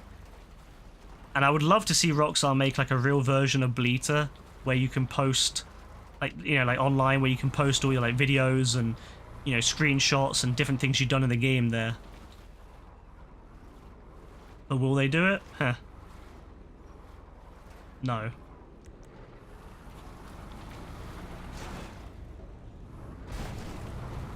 Fuck's sake. Ah, Rockstar, they piss me off. It's sad though. It's just sad because I really want them to do well. I would love to. I just want something from them, but I don't know. I really do wonder if do they do this because they troll? Like, does Dan Houser just love the idea that he's pissing people off? Like, is that who he is? Is he just a troll? I'm genuinely starting to believe, not Dan Houser, Sam Houser, because he's the one who runs Rockstar. Dan left. I like to think to myself that Sam is a troll, and he just enjoys knowing how angry people are about... Like, I like to think he sits there on Twitter every day and just reads all these comments from people complaining about where GTA 6 is, and he just, like, gets off on that. Like, he's got some sort of fetish for it. Some sick guy, you know? He's, oh yeah, that's good. Yeah, I like that comment. Yeah, that's a good comment. Oh yeah, that's turned me on. That's turned me on, yeah, baby. Cry about GTA 6 more. Cry like that's. He's just sitting there like getting really worked up over. Like, yeah, cry, you little bitch. That's what I hope he does. I genuinely hope he just sits there. He's a troll. Because I can't think of any other reason why he would be okay with the company becoming like it the way it is. Either maybe he's ignorant to it, maybe he really doesn't know. I mean, he's so out of touch now that he doesn't know. His finger's not on the pulse anymore. Like, you know, when you're a small company or you're starting out, your finger's gonna be on the pulse, isn't it? Because you want to make sure you do well. But once you're at the top, why would you care? But I hope it's either ignorance or he's a troll. Because either one would be funny. I mean, ignorance is... You know, I can't really blame him for that. I mean, I just think he should really try to figure out what's going on. But I think trolling would be hilarious. If he's just sitting there trolling everyone, that would be fucking hilarious. That would be the funniest thing. Someone asked him, hey Sam, you working on GTA 6? And he's like, yeah. Why haven't you released it yet, Sam? Ah, because I hate people and I want to fuck with them.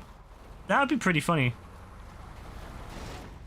Also, I saw a rapper of some form. I think it was a rapper. He tweeted about how GTA 6 is going to be amazing. He tweeted a picture of himself with Strauss Zelnick in an office, and him saying, "Oh, GTA 6 is going to be lit. GTA 6 is going to be amazing, like some next level thing."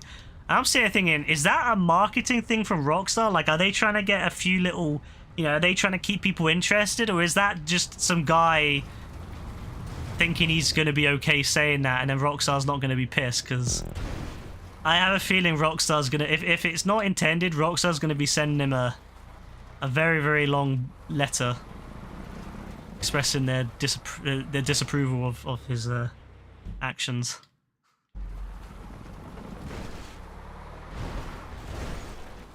That's so funny though that he did that, and how like 50 Cent was putting a picture up on his Twitter as well, I think it was, or his Instagram, with like a Vice City sign. Obviously the old Vice City, but still, like, it just, you don't know, do you? These people might be working on the game, and either they, maybe they've been told to drum up a little bit of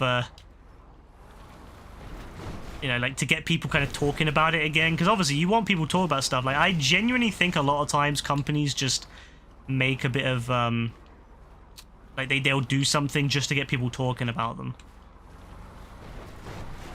So I wonder sometimes if Rockstar's behind it and they're just trying to get people to talk about GTA. But then again, like when you look at the all the websites and stuff, you think they're so incompetent when it comes to getting all that, and the game as well, and how broken the game is, and I can't imagine they would be very competent anywhere else. But maybe their PR team is absolutely genius, really. Like, maybe their PR team just doesn't like Twitter, but like knows how to work people into a fury. I don't know.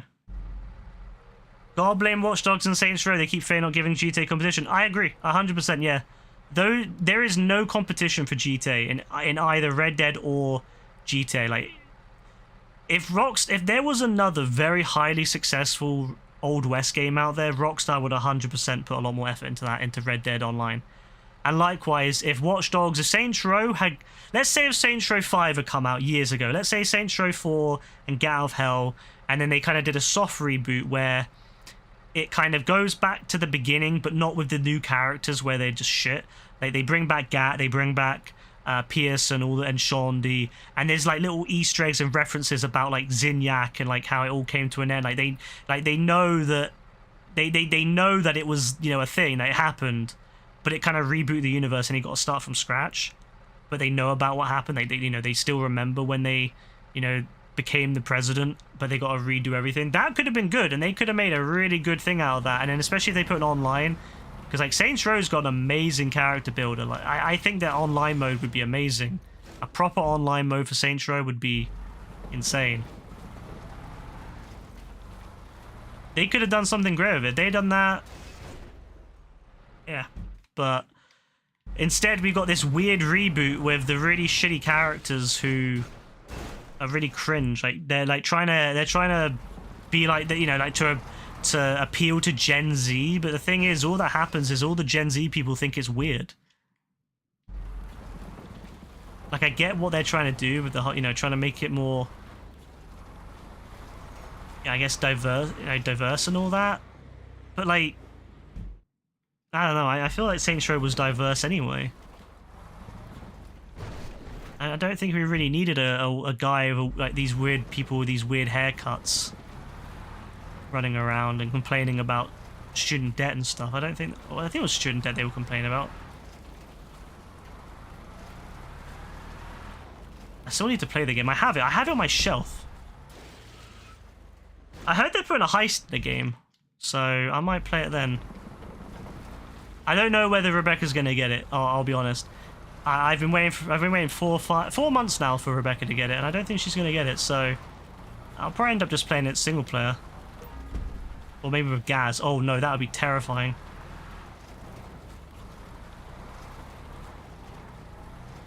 Oh my god, I'm so bad, bro. Oh my bloody well. All right. 26 minutes to do what is effectively a 15-minute job, if that. This is a 15-minute job, bro.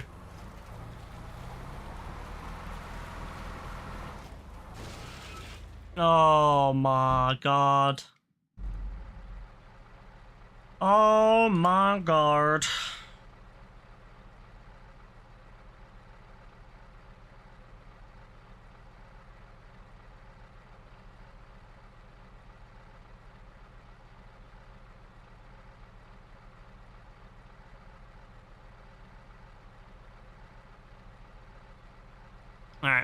Alright, let's focus, but yeah, to sum it up, yeah, 100%. Watch Dogs, again, Watch Dogs Legion could have been really good. They had the online, and they just kind of didn't do it. They didn't really think big enough with it. They did the four players could do certain jobs, and, they had the basic set of, like, they're not really heists, but they were bigger jobs.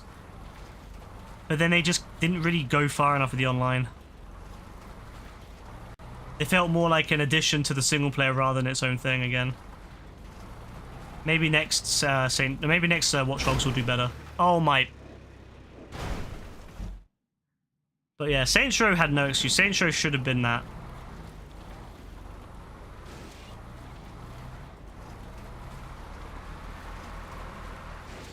It doesn't even have to be high production. That's, I think, where people kind of go wrong. I know that making an massive online game is very expensive. But it doesn't need to have the amazing production value of, say, a GTA game. You don't need to have everything really top-notch. As long as it's fun, that's it. I mean, look how Fortnite did it. Fortnite wasn't a high production, super realistic game with the best of everything. It was a very fun, very colourful game that appealed to primarily to children because of how bright and colourful it is. And yet it's done extremely well.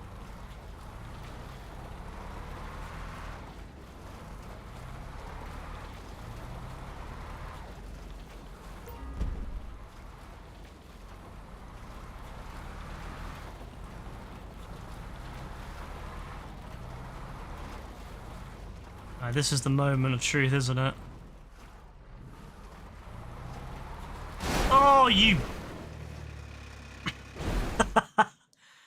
this is such pain. It's hard to judge that one because it's... Oh my... I hate this vehicle. Why did I do this mission? This mission sucks. Nah, it doesn't suck. It's great, but... It feels like it sucks. It's a great parkour. It's just, I'm doing so bad because of this vehicle, because my mind's not on it. My mind is dreaming about GTA 6. I'm thinking about GTA 6 all the time. I wake up in the morning, I think of GTA 6. I go to bed at night, I think about GTA 6. And I'm not getting any GTA 6. I'm getting no satisfaction, Rockstar. Remember how they said over a year ago now that the next GTA was in the development and they would speak about it soon? It's been a year, bro. I guarantee if it wasn't for that leak in late last year, we would have no idea about any of it. Still, we'd be looking at these tiny little leaks online where people say, "Oh, GTA 6 is going to have this or that," and everyone's be like, "Oh, no one's believing it," because no one believed Project America's was, true, until we saw videos that basically confirmed Project America's was true. So, if it wasn't for all those leaks, and by the way, Rockstar, I have all those videos, so screw you, I'm not deleting them. I won't put them up online though, because I don't trust their lawyers. Their lawyers are some blood-sucking lawyers, bro. They're like, "Oh, you put anything online, or we're gonna come and hunt you down, we're gonna rob you." Bruh, have you seen it? What they've done to that guy Gary Bowser from Nintendo? He got sued by Nintendo for like selling access to ROMs online. Bro got told he's gonna have to pay his wage, like 30% of his wage for the rest of his life. Imagine getting told, "Oh yeah, by the way, you're gonna have to pay 30% of your wage going forward for the rest of your fucking life," bro. I can't lie, if I was Gary Bowser, I would probably just go out in a blaze of glory. I'm not gonna lie. I would rock up with it. I would get my guns. I'd be like, "Alright, which bank am I robbing today?" Because fuck that. Fuck getting told you're paying 30% of your wage for the rest of your life.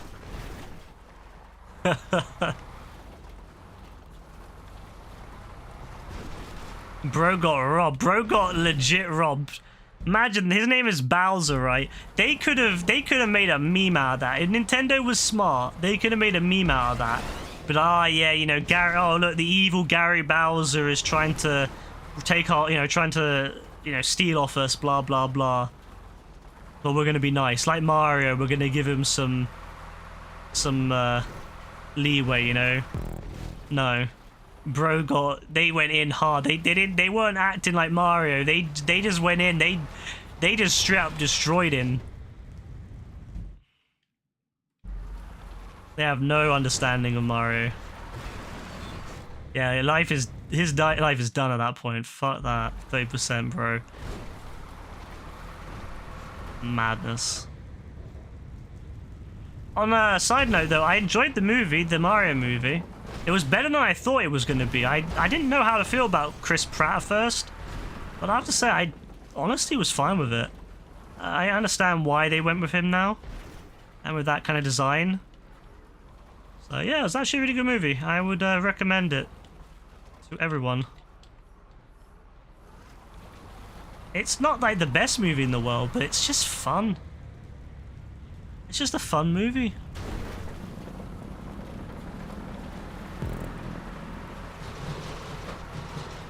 I will be there for the second. Because let's face it, we all know they're going to make a second.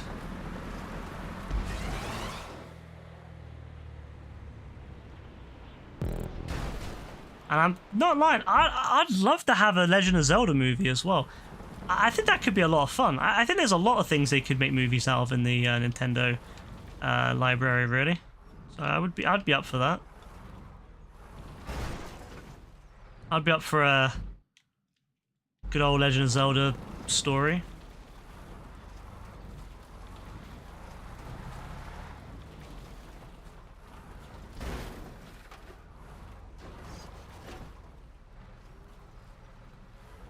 It's funny because, you know, for a long time, making like TV shows and movies out of a game was very difficult and people didn't do a good job of it. But then I always think back, Pokemon was a good example of how they could do. They've been working on Pokemon stories, like TV and movies, for years. So like, that was a great success story. So I'm glad they finally did it with Mario as well. Hey Rebecca, I'm assuming you're home now. You heard it was the biggest open weekend animated movie history beaten. Yeah, it did, and I think it's made like 700 million already, like overall, which is ridiculous. Imagine that. That's making. That's insane. Like you're looking at Marvel movie territory. I'm glad you're home, by the way, Rebecca. Actually, I want to look it up how much it's currently made, because that's insane. Mario movie box office. Let's have a look how much it's made thus far. It's made 850 million so far. 871 million. Bloody hell. $871 million is insane.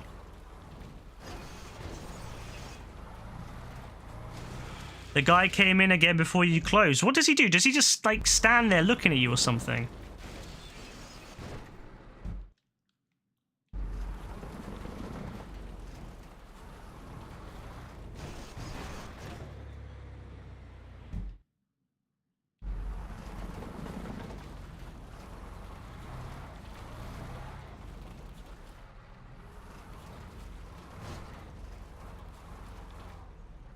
Nah, he's a weirdo. You need to have one of the guys there like all the time to like tell him to fuck off, pretty much.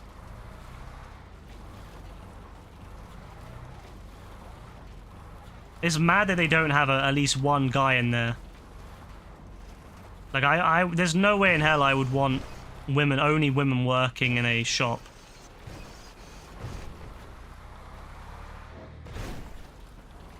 Well, they should. I wouldn't want someone speaking like being weird and creepy to someone who I was working with. That's weird, man.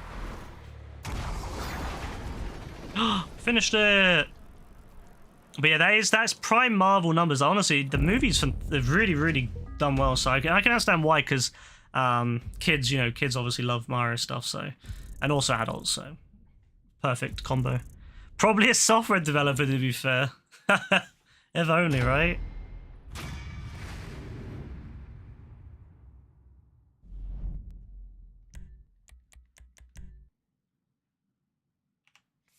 One of your co-worker managers came in and you told him and you just thought it was funny. Imagine if it was his girlfriend that this was happening to. Would he find it funny then?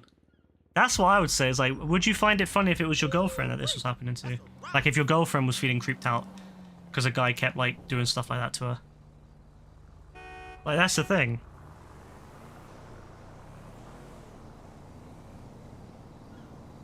I would be pissed. Because that's the thing, you can't trust these people not to do something really weird.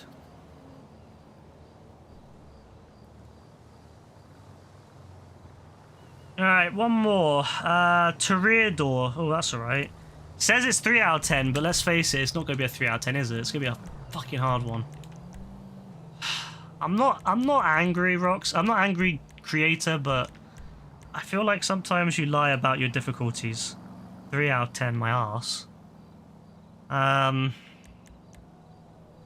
Says don't touch the water. Well, typically, yeah, you don't want to touch water in a car because it's just going to fail.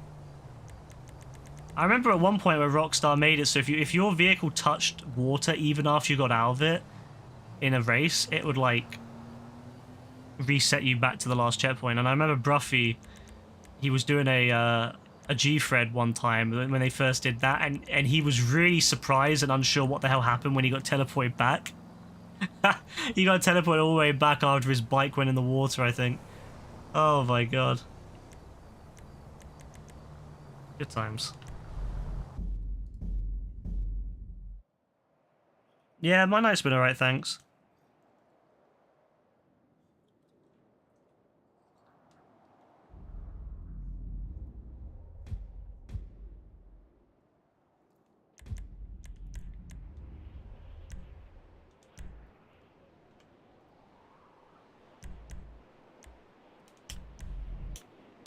It's been painful though, because I mean I've been doing all these races tonight and not been doing that well. I mean I've been finishing them, but it's been slow because my mind's not really on them, to be fair. I'm too busy thinking about GTA 6 to care about these, but alright, let's go. Oh, it's like the rocket one I did yesterday. Oh no, I've done 3, I think, or 2 or 3. I think 3. Yesterday I did a rocket Voltic parkour, and it was a 1% race. So you had to boost at the right time to do this, and it was ridiculously difficult. And it took me 2 hours and 18 minutes to finish. So I'm not sure about this one, you know. Especially because it's not a great boost of this. The Rocket Voltic has a much better boost.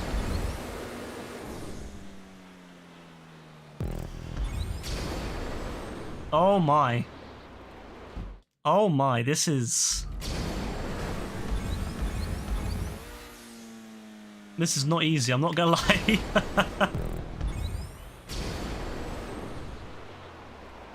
Oh my god. This is... Oh no. Oh no, this is...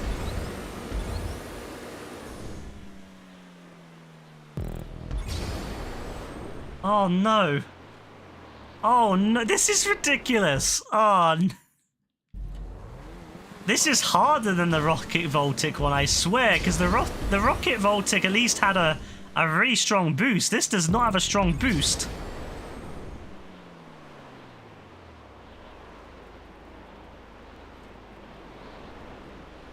Oh, we might make it though. Yeah, we're gonna make it.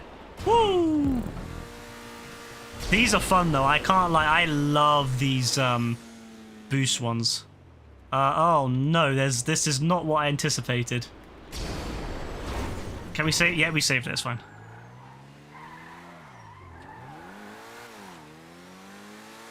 Now that was a ridiculous race last night. A 1% race. Oof. And it had some mad climb at the end where you had to like boost back. You had to like boost it backwards, and you had to boost on like wall rides and stuff. It was ridiculous.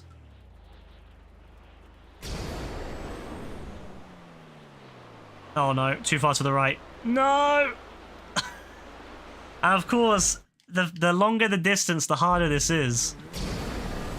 Because you gotta boost it in such a way that your car... and turning the car so it boosts the right direction early on. Bro, it's so hard. What was that? What was that?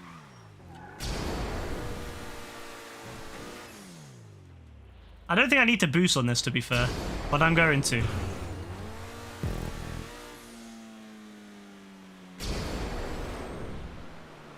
Yeah, this one's way easier. I can't lie. The rocket vaulted one was just...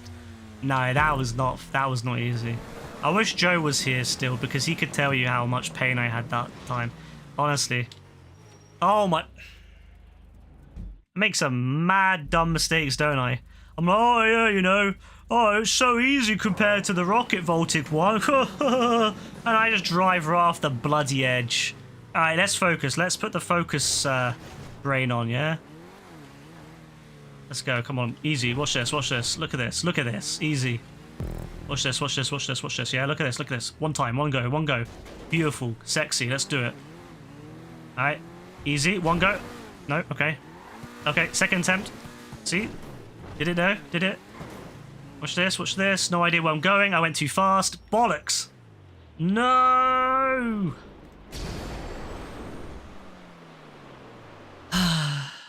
Well, it was going well. You know what? No, I was gonna say you could cheese it. No, you can't, because you gotta go over there.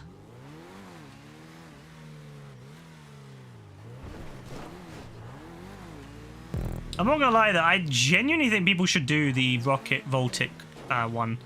It's just so much fun. Oh, love that. Alright.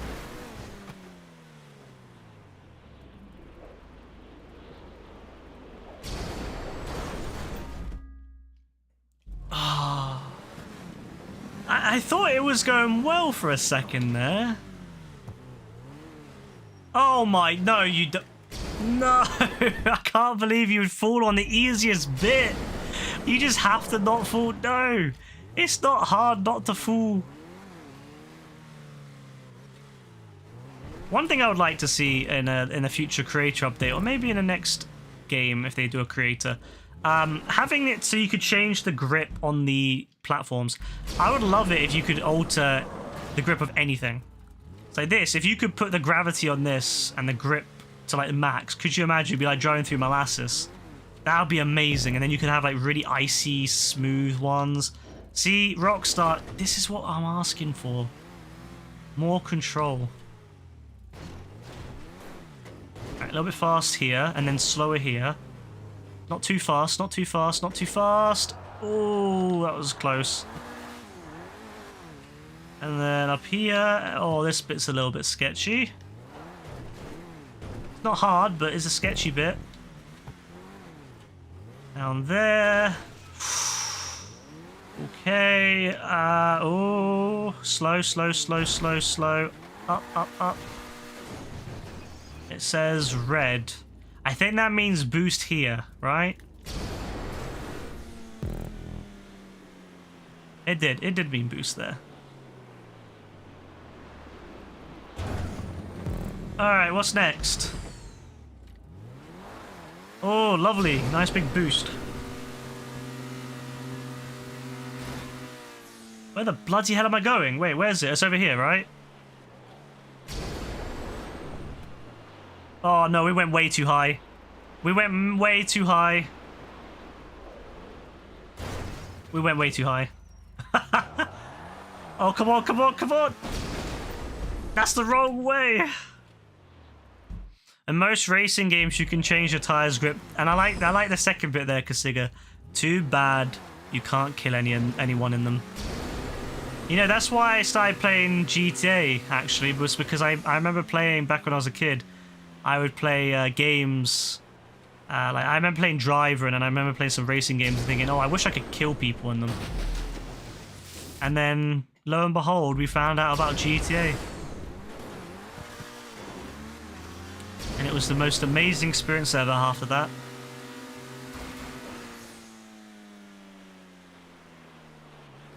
Okay, wait. Down. And then now up.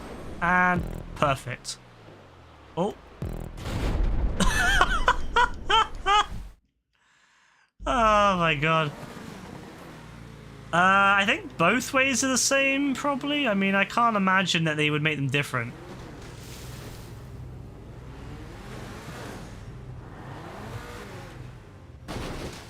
Want to hang out after stream? Aren't you working tomorrow, Rebecca? Oh, are you working? Wait, you're working late, aren't you?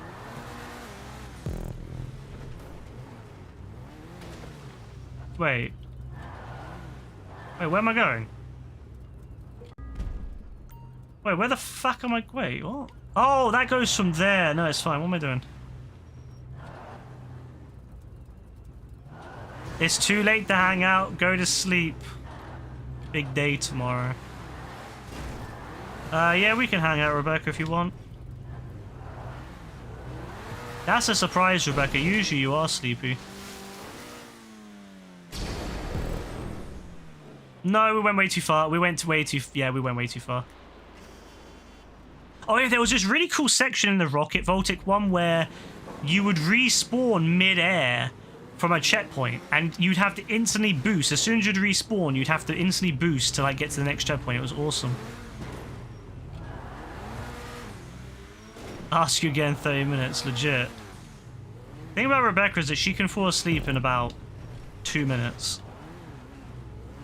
Like, she'll put her head down and she'll be out. Whereas I'm laying in bed like 3 hours later still trying to sleep. Alright, I don't think I need to kind of go as high. I just need to like... No! That's hard.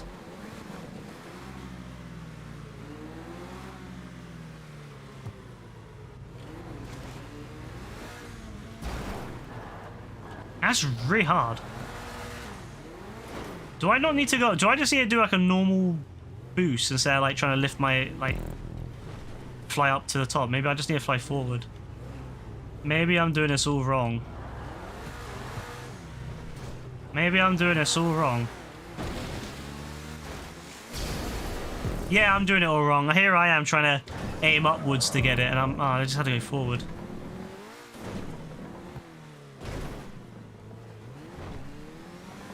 It's because of yesterday. If I hadn't done that Rocket Voltic one, I wouldn't have had that kind of idea. Because the Rocket Voltic one, you'd have to do stuff like that. You'd have to aim it mid-air.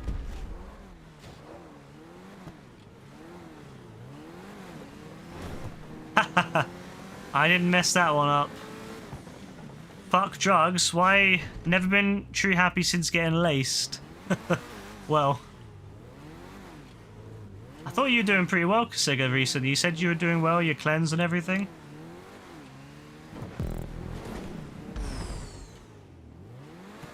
Oh, you need to get that one first.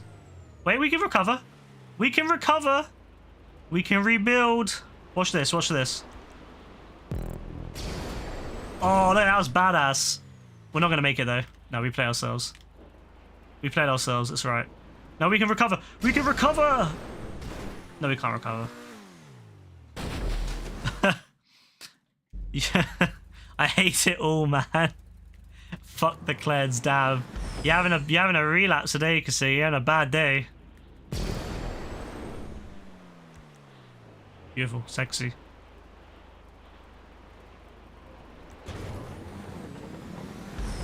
You wish you could have weed, don't we all? This is such a cool move, by the way.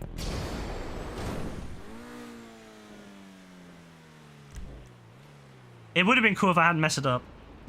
I was trying to get a thumbnail. My bad.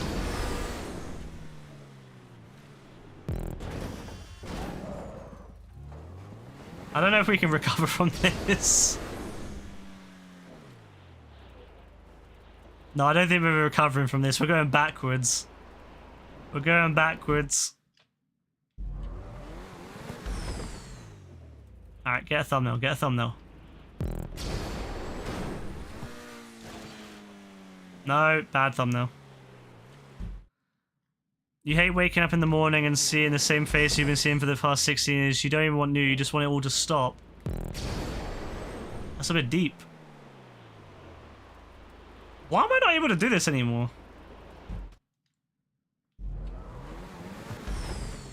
I was doing it great before.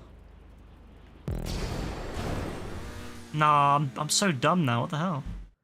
How can I not do it anymore? How have I lost the ability? How have I lost the ability to do this? You're just fucked in the head. I mean, but aren't all younger people? Don't we all have crazy thoughts when we're young?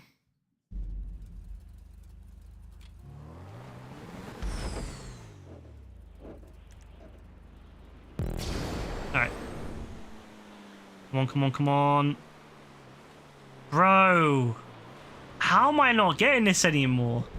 I'm doing so bad. I was really good at this like not that long ago, and I'm really, really shit. Oh, that one. No, what? How have I gone backwards in this? I feel like I went from doing it... I knew what I was doing, and now I'm just not able to do it anymore. Oh, this is dreadful. How did I do it the first time so well, and now I'm just like, no, I can't do it anymore.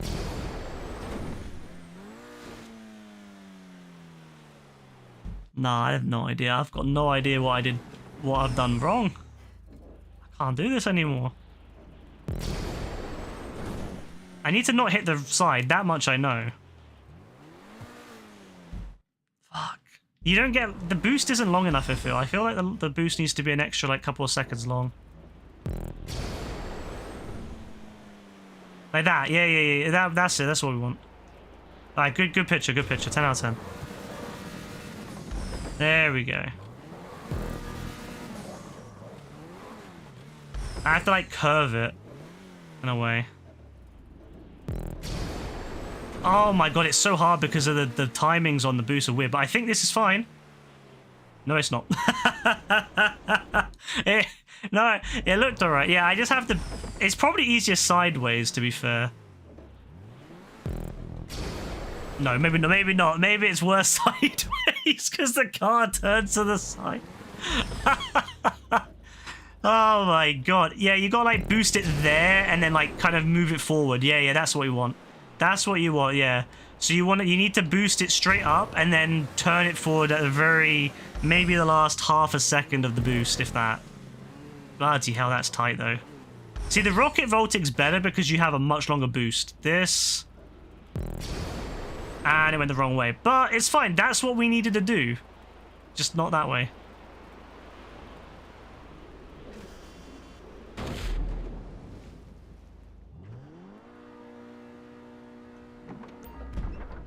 I think I'm allowed. It says don't do this, but you could.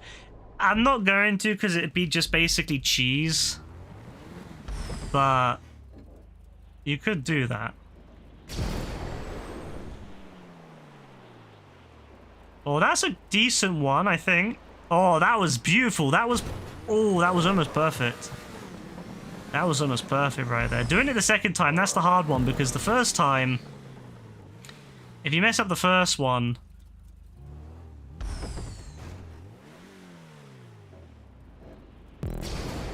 Oh, it keeps going to the side for some reason. That's annoying. I need to line it up better. Alright, let's do it this time, yeah? Up, up, up, and then forward.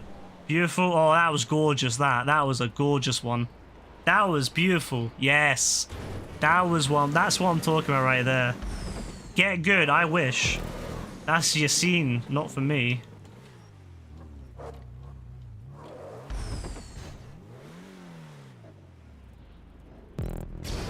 No! I don't know why I boosted that. It's completely the wrong thing. You don't realize how hard this is until... Like, it's not difficult per se, it's just finicky. Because the car can turn in all sorts of directions. If the analog stick on the left only could do forward and back, it'd be a lot like those You know when like, people would have those old RC planes and they'd have like one that goes forward and one that goes sideways, like the like not analog sticks but control sticks, whatever. If you had that, it'd be a lot easier. Because like the car sometimes feels like it goes too far to the left or the right, even though I'm not meaning to. Also, I hit the wall, so no.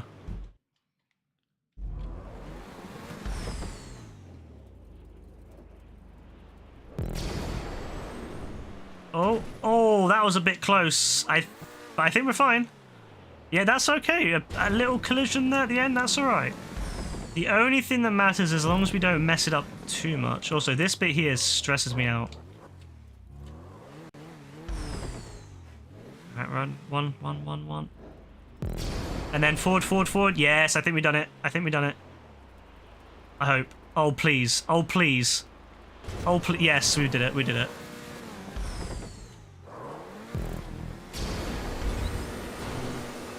Alright, so we've got a little wall jump action here. My favourite.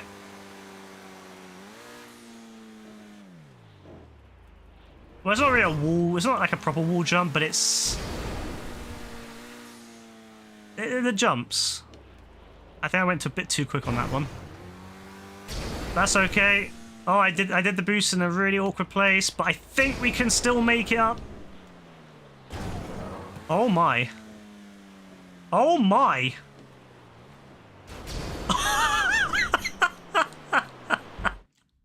No, we went right past it. Oh my. That's alright. Let's do this without a boost. I don't think we're supposed to use boost on this. I say that and then I have nowhere near enough height. That's fine. What was that, Rockstar? What is that physics? Sometimes I find that happens with this car. You just kind of hit something and the car just... It's like it's hitting an invisible bottom of the car.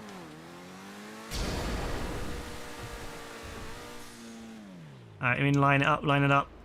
Up. There we go. Beautiful, slow. Brake. And we're there. Yeah, Spade. Spade, I thought you said you're in Connecticut, bro. I'm fine, thank you. How are you? See, I think you could probably boost up to that, but the problem is I don't think it's a real checkpoint. I have a feeling this isn't a real checkpoint up here.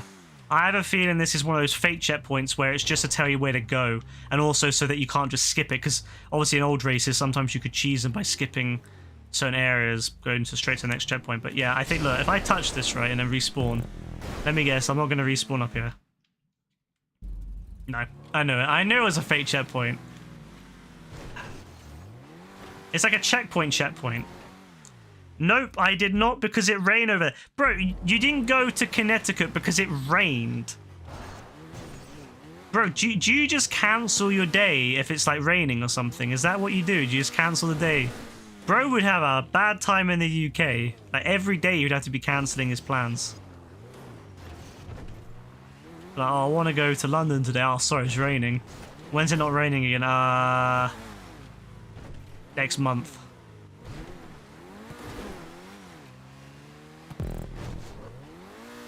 No, you stupid. You stupid bellend.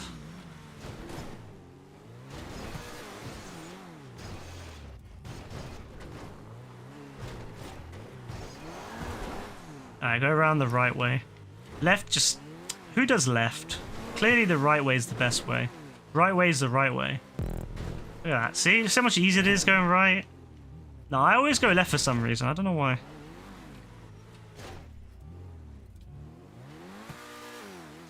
So, Spade, when are you going to go to Connecticut then? If you're not going to go because it's raining. When are you going to go to Connecticut? Doing parkour? Yeah, always parkour, bro. Live, sleep, and... I don't know. Breathe parkour. Like, you're Tony Bemberoa, I'd be parkour Bemberoa. Next one, invite you. Spade, I don't think I've ever seen you actually play a parkour. You usually just go AFK on them.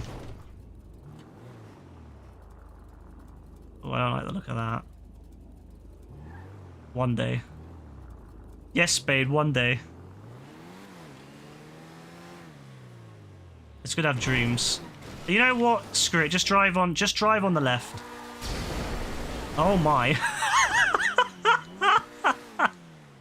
They should just driven on the left, man. Oh my god, what? I'm at the bottom again? No. No, they were all fake. Who messaged me on Discord? Oh, Spade. Oh, they're all fake. They were all fake the whole time.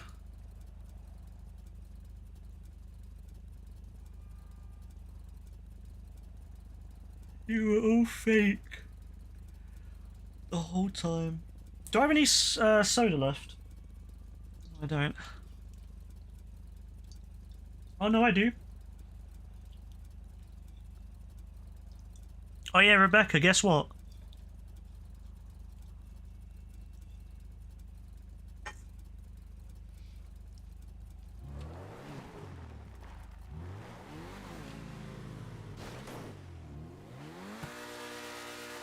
Yeah, Spade's like, yeah, what?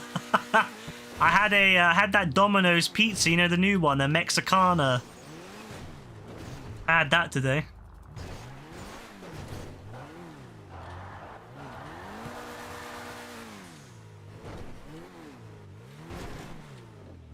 It was really good. It was hot, because, I mean, it wasn't hot like, you know, some people have.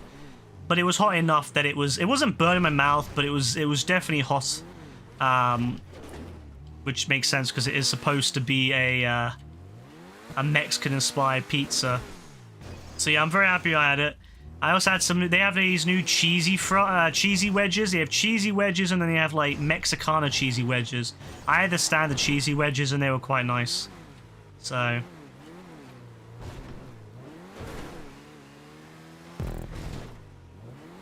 Alright, there's no checkpoint here, so if I fuck this up, I'm done.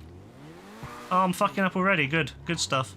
Already fucked it. Look at this. Look at this. This is great. This is wonderful. Alright, just go on the left. Just go on the left one. If we can't do the middle, we just go on the left. It's fine, right? As long as we drive straight, we're fine. Right? Yeah, why would you drive in the middle when you can just drive on one of the two? Makes no sense. Oh, no. Boost! Cheesed. Yes. Cheesed. Beautiful. You had Chinese food, did you, Spade? What did you have in your Chinese food? I want to know what you had. I want to know every ingredient. I want to know what temperature it was cooked on at every moment. I want to know the process, every single thing that happened, every single ingredient in that food. I want to know when it was picked, when it was sown. I want to know all this. No, I don't think the boost was a smart idea on that one.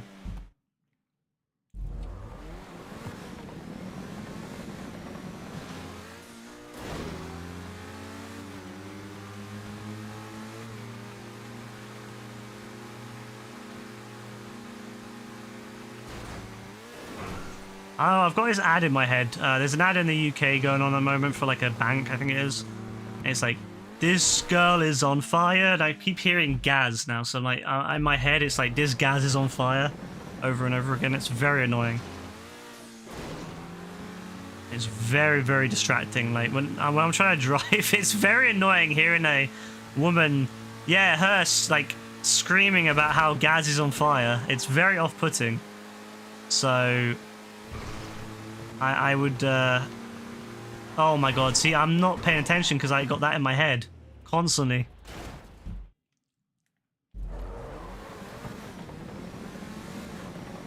Like, yes, we know that this Gaz is on fire, but I can't put him out. Gaz said hi, by the way, to you, Rebecca.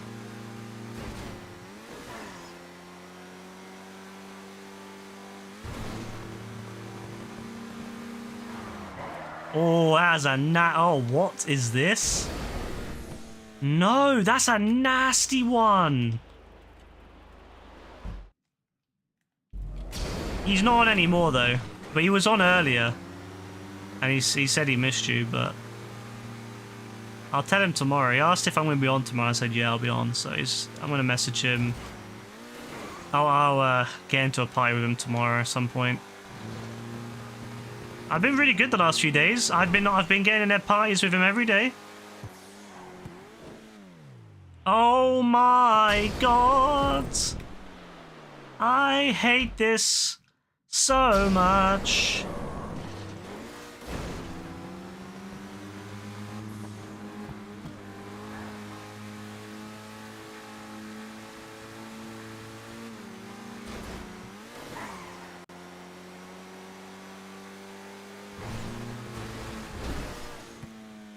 Spade.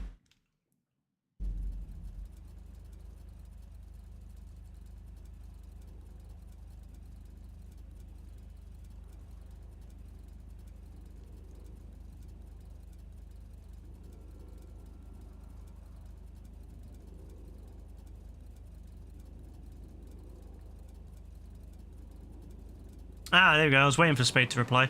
White rice with barbecue general something sauce, chicken, sorry, and to drink Pepsi. What Pepsi? Was it plain Pepsi, Spade? Was it Pepsi Diet or whatever they call it? Pepsi Zero? I want to know. I want to know the details. Uh-oh.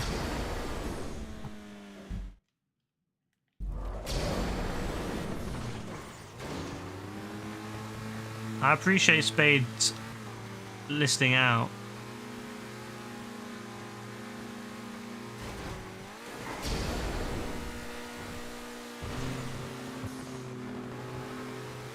Fuck.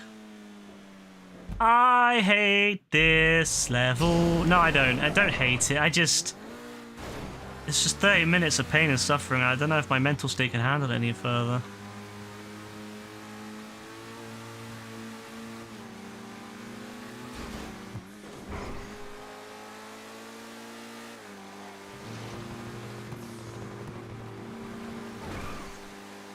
Alright, how do I do this then? See... Because you can't do that.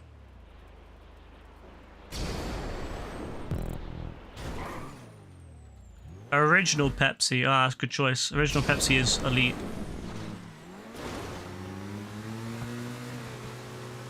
I could do with just an original Pepsi right now, actually. I'm kind of feeling it. I'm kind of been feeling for one. I usually get all the flavors, but I don't know. I feel like just having a classic Pepsi.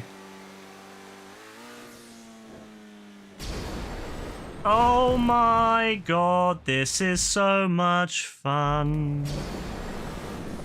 We are losing our minds playing GTA Online. I don't know what's happened to all my time. I'm losing my mind. It's only been 30 minutes. I was on the other one for 2 hours and 18 minutes last night. I mean, to be fair, though, it did help that Joe was there, because Joe was very, very good at, like, taking my mind off it. We're talking about Sea of Thieves and all sorts of different things, so... Honestly, doing this on stream helps a lot, because people talking really helps me stay distracted. Oh, that's how you do it. That's not hard. That's easy compared to some of the stuff I did yesterday. What am I on about? Oh, it's so difficult. Yeah, no, it's not. It's easy.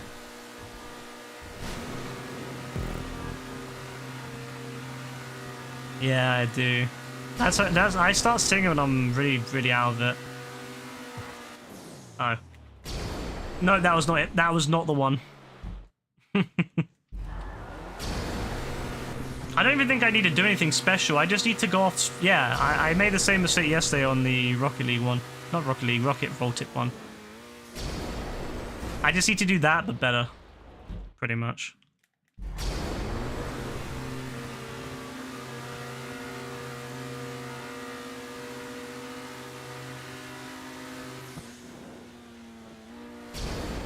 No, that's definitely how you do that.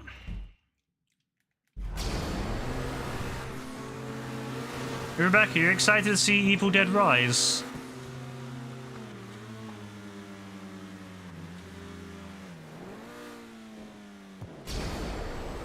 Oh, that might have been a bit... Yeah, that was too much. That's fine, though. We can still make it.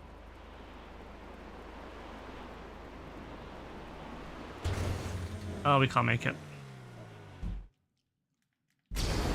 We could have made it. We should have made it. But we didn't.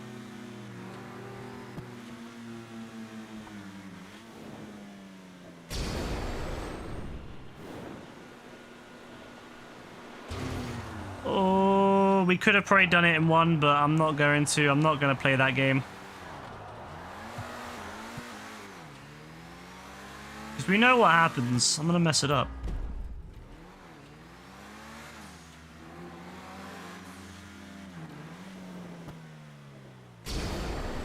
I messed it up anyway.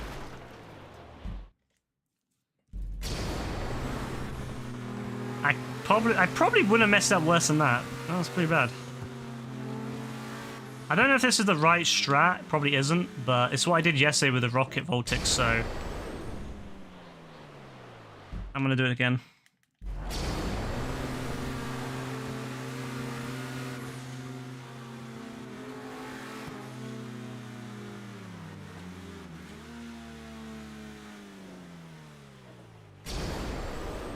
Yeah, that was good. That was a good one. Yeah, that's what I'm talking about. That's what we should be doing like every time.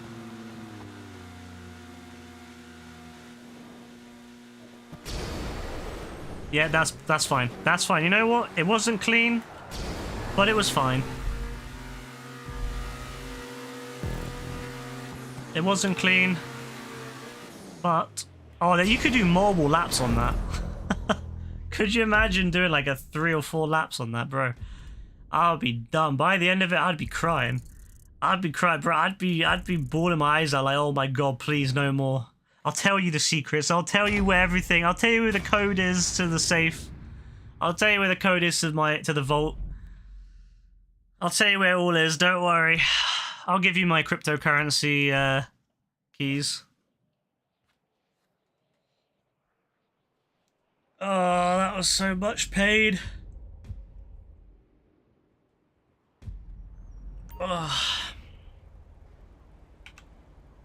Spain, I can't lie. I've not seen you say so hype on a stream of mine for probably months, bro. Alright, we'll do one more.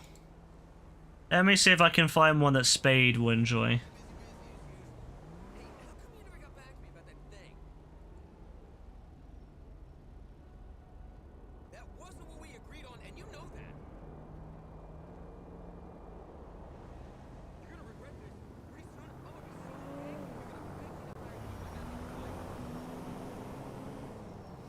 Let me see if I can find like a... I don't know. There you go, there's a BMX and cat. No, I got that one away. What am I about? Fucking done that one. 67, flying water. Oh, bloody hell. That looks absolutely horrific, I can't lie. This year not going to do summer school when your brother come. When your brother comes, it's more important than summer school. I don't blame you. That does sound a bit mad, to be fair, though. Also, modded travel. That's an interesting... I need to do that one. Oh, there's some really cool ones I need to do, actually. I've not seen these before. There's one with a guinea pig bike.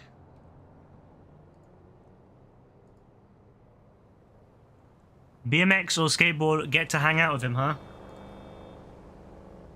Are you going to invite brother AF to come over as well in summer?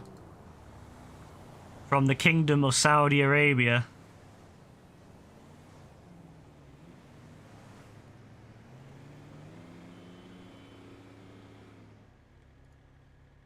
Did someone say guinea pigs? I like how Rebecca hears guinea pigs and she's instantly excited for it.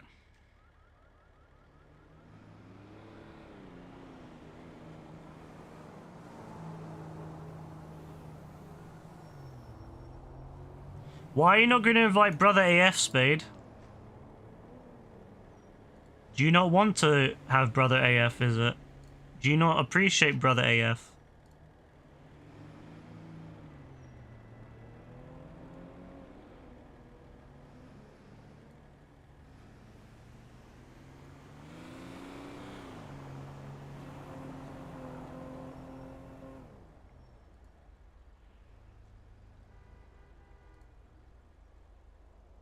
That was a hard one, man. I was fucking mad that other race I did. Can he drink? He probably does drink. Oh no, I don't think he's allowed to drink because of his religion. You should ask him, but I don't think he's allowed to drink. I mean, that doesn't mean that he wouldn't necessarily drink anyway. I mean, he can do what he wants, but I don't think he would.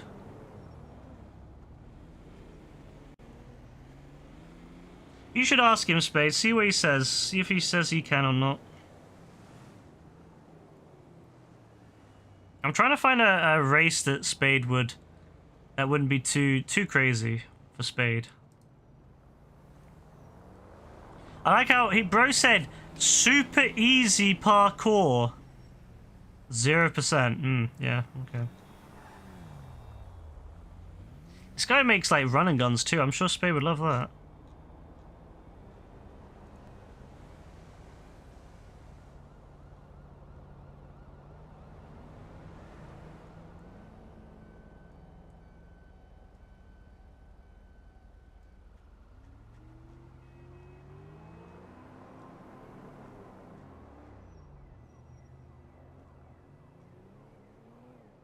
Alright, fuck it. We're gonna do this one. For a limited period, unlock exclusive clothing by buying the boar. No. No, I don't think I will. I don't think I will, thank you. Here we go. We're gonna do a 60%. 2 out of 10 difficulty. Sure Spade will have a great time with that.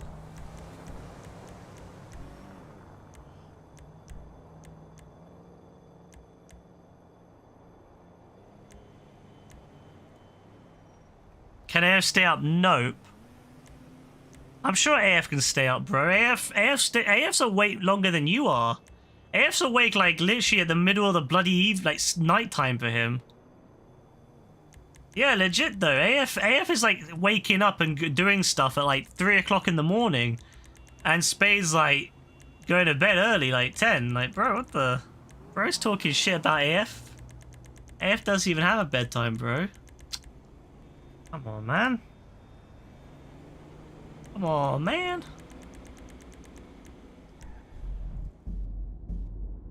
You stay up, do you?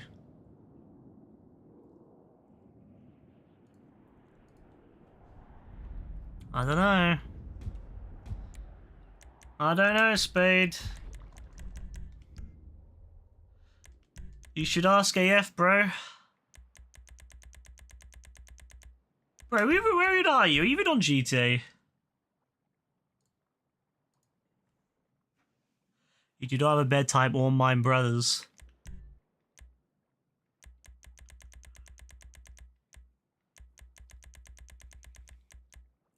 Spade, are you even on GTA, bro?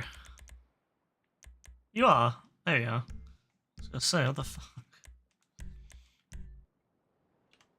There we go. I'm very close to hitting 1450, by the way, everyone. My goal is to hit 1500 before GTA 6 comes out, so I've only got 53 more levels to go.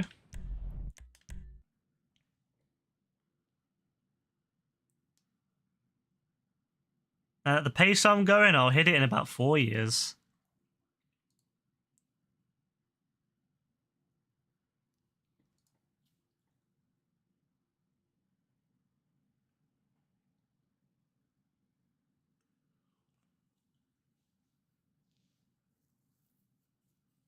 Alright, so this will be the final race of tonight, so wish me luck, everyone. You can probably tell I'm very, very tired. Has Rockstar by any chance made crossplay possible? No. No, they have not done any crossplay at all on any other platforms, including the PS5 and Xbox Series versions. Yeah. Yeah. What more is there to say other than we're all very disappointed by this? But, I mean, we expect it, right? Yeah, as expected, pretty much.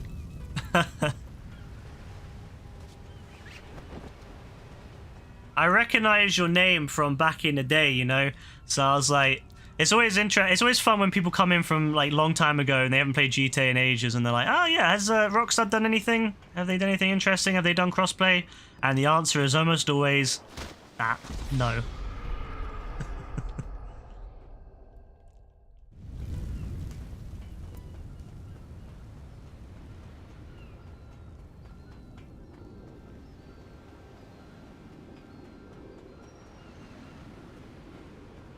I didn't realize this was going to be a running race.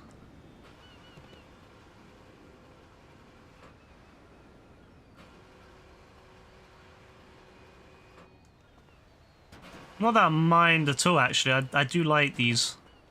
Although this is a little bit easier than some of the ones I do. Some of the ones I do have no checkpoints the entire way. You just have to do it perfectly.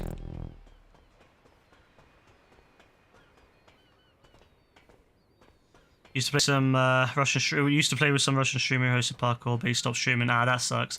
I don't blame him though, because I mean, if you primarily do, oh, I'm done. If you primarily do GTA streaming, I can't lie, it's the most depressing time at the moment for GTA streamers. Anyone who primarily streams GTA, I wouldn't blame them if they stopped. It just. Yeah, it's so depressing because there's just nothing. Rockstar just doesn't do anything with the game. The last DLC was very, very mediocre, and they haven't done anything really exciting. Oh my god, I'm done. My guy, you've got fingers, yeah? Just grab on. My guy's like, nah, I can't grab on.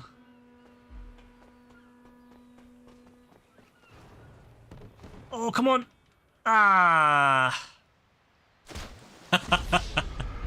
Yeah, it's quite sad, really, how the state of the game at this point in time. I try to stay positive about it, and I know I still stream it here and there, but I don't stream it every day anymore because. Oh, wait, I think that's what I'm supposed to do. Oh, that's cool. Oh wow, all right. I've never seen that before. What the? I've never seen that before. How do I do that? I guess I gotta wait for it to start coming out, right? So my guy goes into jump mode, yeah? No, that is not jump mode. Alright, fine, just go, just go. If you're not gonna do it properly, just run. Maybe that was the fluke. Maybe that wasn't intended, but... Yeah, that's it, that's it. No, I didn't mean to press X. Oh no, I'm done. I'm done. I'm done.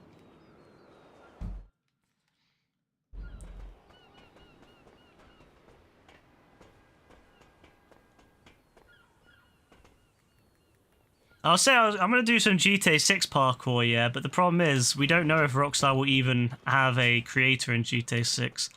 Judging by Red Dead, I don't know, I'm not feeling like they're going to do it. I feel like they're going to give us the bare bones experience for GTA 6. They're not going to lube it up at all. No, stop pulling the parachute. I'm fuck.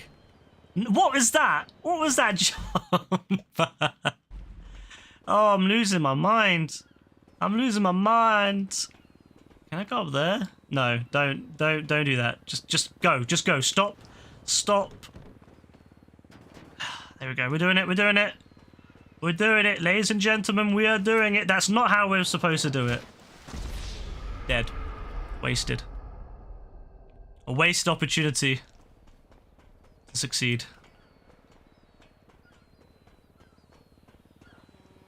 Spade, you having fun over there? I think Spade's AFK, by the way, because he's not moving. No, stop pulling your parachute, you donkey. You had one job. You have one job and one job only. Do not pull parachute. Let's just wait, because I know what's going to happen. I'm going to die, and we're going to have to restart again, and it's just... It's not fun. Right, go. Yep. It's such an easy section, but I'm trying to do this weird... Nah, it's fine. Just do it properly then. Just run. I want to see... I really want to do that like weird parachute thing again where you get launched up, but... whatever. There's no point. Anyway, let's go. What is going on here? There is concrete. Excellent there. I think that can break if you hit it enough, so that's going to be fun for people behind me. Alright, looks lovely. Oh, no, it comes back and it's going to hit me.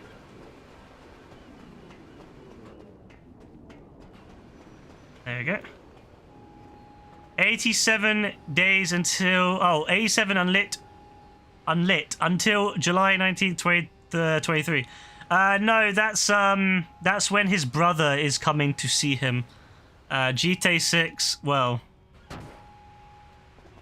Probably... Honestly, I wouldn't be surprised if GTA 6 isn't another 2 years from now. By chance, did you see any of the GTA 6 leaks when they came out about half a year ago? When all those videos were leaked of development builds of GTA 6. I always find that quite interesting to ask people because a lot of people actually missed it. Oh, you did?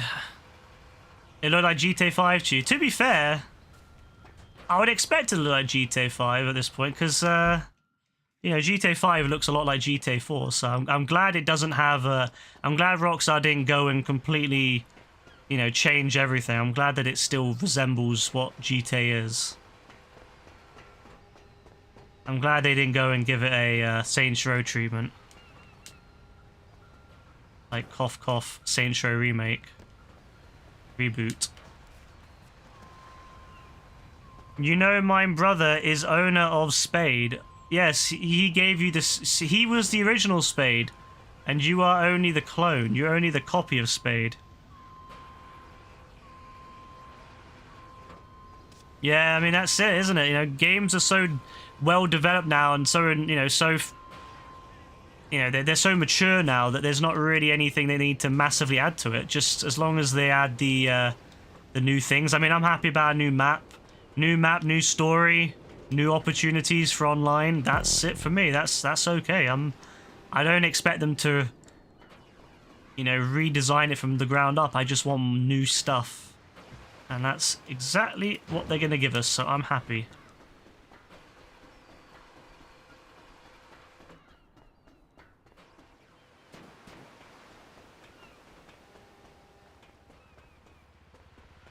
Oh no, the big Red Bulls. Anyone watched Wipeout? You'll know about these beasts. Yep, just like in Wipeout. Except they don't move. Damn, my guy didn't even float. My guy just went straight down. Broke his neck and that was that. He just sunk to the bottom. What a donut. Excellent, good stuff. We're a 5 out of 10. It feels like we're in a lot more checkpoints than that. Jesus Christ. We need to get a thumbnail too for the video. For the YouTube video that I'll make in about 6 years' time. Which will come first, GTA 6 or me making a video for YouTube? Honestly, probably GTA 7. Oh boy. Yep. Save the video. You wonder if the lead designers are the same or different completely. I believe I think that the main writer now that Dan Houser's left is the same as GTA 5. And I think a lot of the people, yeah, are the same as the GTA 5 ones, although a lot of them probably were promoted later. I think a lot of the Red Dead Redemption 2 team are working on it too. So, hard parkour. It is hard, isn't it, Spade? Have you got past the... Are you on the first checkpoint now, Spade? Or are you still in the beginning? I think you're still in the beginning. You can really see where the upscaler on this doesn't work very well. When you have your invisible kind of ghost body, you can see. Look at the ghosting when you turn your head. I don't know if it's very visible on stream, but it's very visible for me, and that is one of the downsides of the upscaler they used. But not much you can do about that other than just redo it from scratch.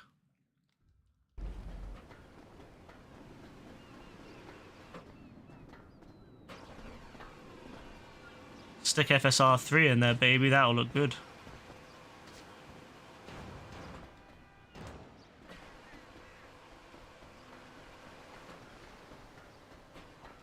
Woo! I'm not really taking this seriously, to be honest with you. Like, I'm just having a laugh. Or is that my excuse for why I'm doing so bad? Oh yeah, I totally don't care. I'm just having a great time. Don't worry the fact I'm doing a really bad job at it. I'm just having a great old time. Now, to be fair, I've not been as good since I stopped playing all the time, and especially since like Yassine and that don't play anymore, because I don't have the competition anymore. Me and Yassine, although we're friendly and all that, but we always have a little kind of competition there, like, you know, who would get there first. Yassine is such a threat when it comes to parkours. He is so good. And so now that Yassine doesn't play, all that kind of... I just don't have that sense of urgency anymore, that sense of like, oh god, I got to do this perfectly without dying, otherwise I'm not going to have a chance. It's quite sad. Alright, turn. Oh, the best thing about GTA 6, honestly, crouch. I'm so excited for being able to crouch again. It's going to be so good. Parkour with collision enabled was fun. Fun? In some ways, yes. In other ways, very painful.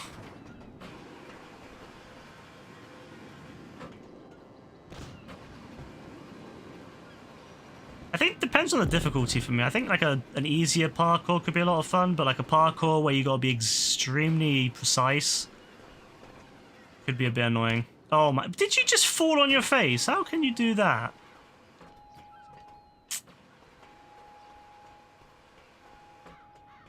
Can AF skateboard? I don't know, Spade. You should ask him. I honestly don't know. I'll be honest, I don't think I've ever seen a video of skateboarders in Saudi Arabia, though.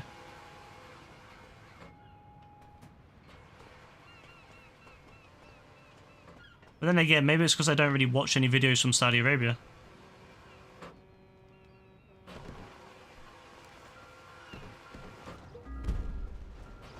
Wait, where's that coming from? Oh god.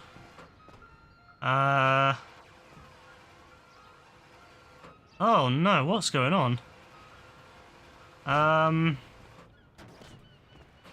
Alright, cool.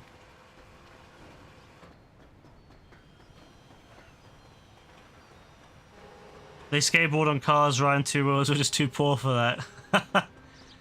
To be fair, I've seen a lot of videos from Saudi Arabia of people doing crazy shit with cars, so you're not wrong, to be honest with you.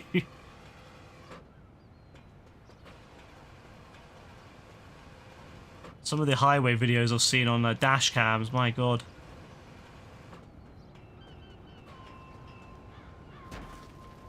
Maybe AF does that. You never know.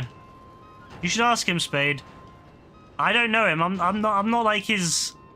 I'm not like I know AF, but I don't know him personally, like that level of personal. So I don't know whether you can do stuff like that. So you should ask him.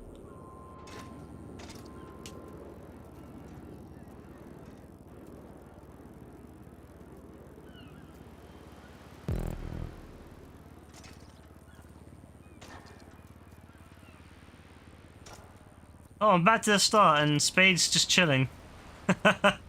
Spade is just here chilling.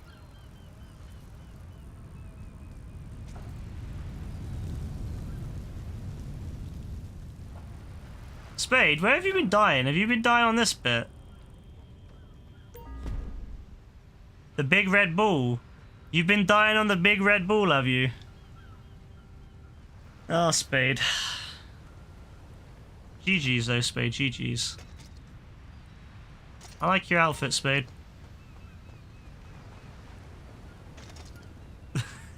The desync is so weird.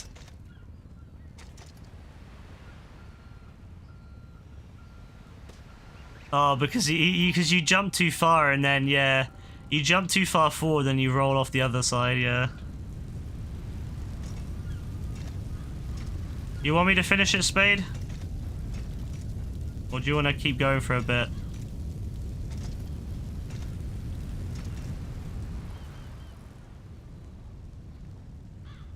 You want me to finish it?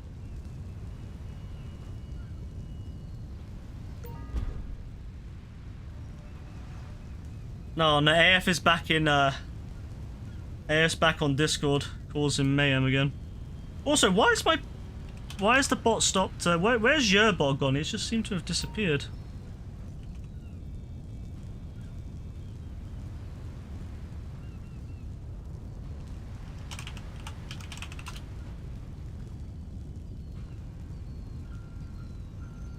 Alright, anyway, let's finish it then.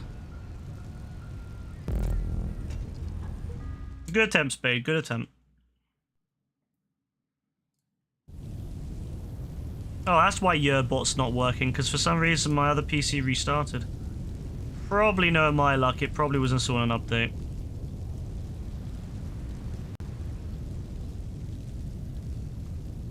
Tired, went to sleep, yeah, probably. I need to host it somewhere. I need to get a server, or use an old laptop. That way it should be... I mean, it's not, I don't know, because it'll probably force install updates, so... I guess I can install Linux, and... Oh, I can install a form of Linux and then use that. That way I can control it better. Because Windows never listens to me. Windows does what it wants. Yay! What a win.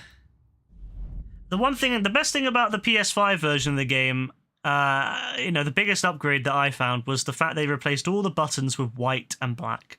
So you don't have color, like the old colors for each of the, circle and square and all that. It's all just white now. That's the best upgrade that Rockstar did with this version of the game. And I'm not joking either. It may sound like I'm joking, but nope, that's genuinely probably the most impressive change. I guess the haptic feedback was pretty cool, but no, this version of the game is very lackluster. It's very, very lackluster. I'd put it very lowly in my grading of remasters / generation ported games. But hey, what can you do? We have to just take what Rockstar gives us. Alright. I have made a grand total of where the fuck have I got 100 grand from? What the? Interesting. 107 grand. Where have I got that from? I haven't done that many races. Oh, well, whatever. We're going to just take it. Lovely weather in the game. I wish it was like that in the real world for us. No, in the UK, it's very, very cold. And well, not cold, but wet at the moment, I suppose. Which I guess makes you cold. Rich as fuck. What? What do you mean, rich as fuck? With 100 grand, Spade? Spade, how much money do you have at the moment? I've still been making money. I've not even been playing the game, but I keep getting richer. You're rich as fuck. How much money you got, Spade?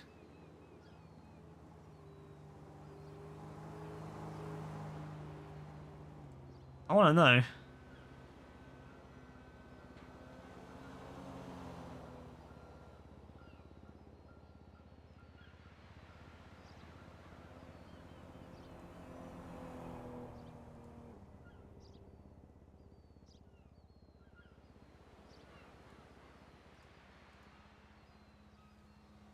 Spade's like trying to know it down. He's trying to figure it out.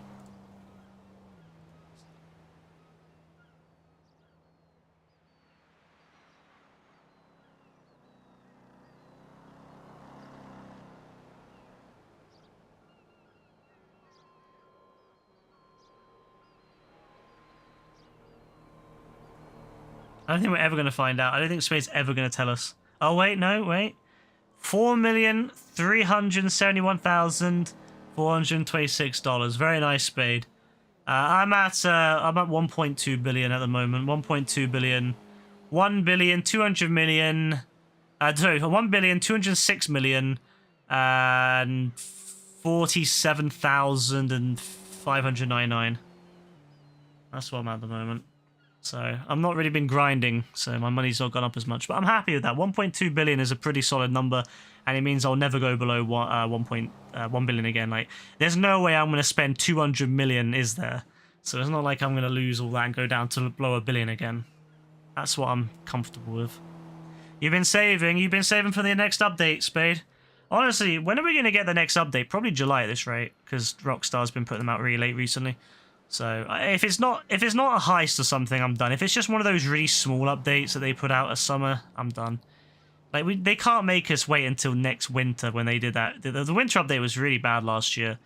And they're going to make us wait all the way till winter again for another big update. No, that's too much. They need to put something big out this summer. We'll see, though. Anyway, I'm going to call it. So thanks, everyone, for coming by and witnessing me suffering very, very much during those parkours. We'll be back on GTA next week sometime. I don't know, probably end of the week. I like doing GTA at the weekends. because more people are on. People have more likelihood to be able to join if they want to play or whatever. And during the weekdays, I'm usually a little bit more busy now, so I might stream, I might not stream this week. Some of the days I might, some of the days I might not. It just depends. But we'll find out. We'll find out every day at a time. We'll find out. So take care. God bless. Enjoy your weeks. Bye.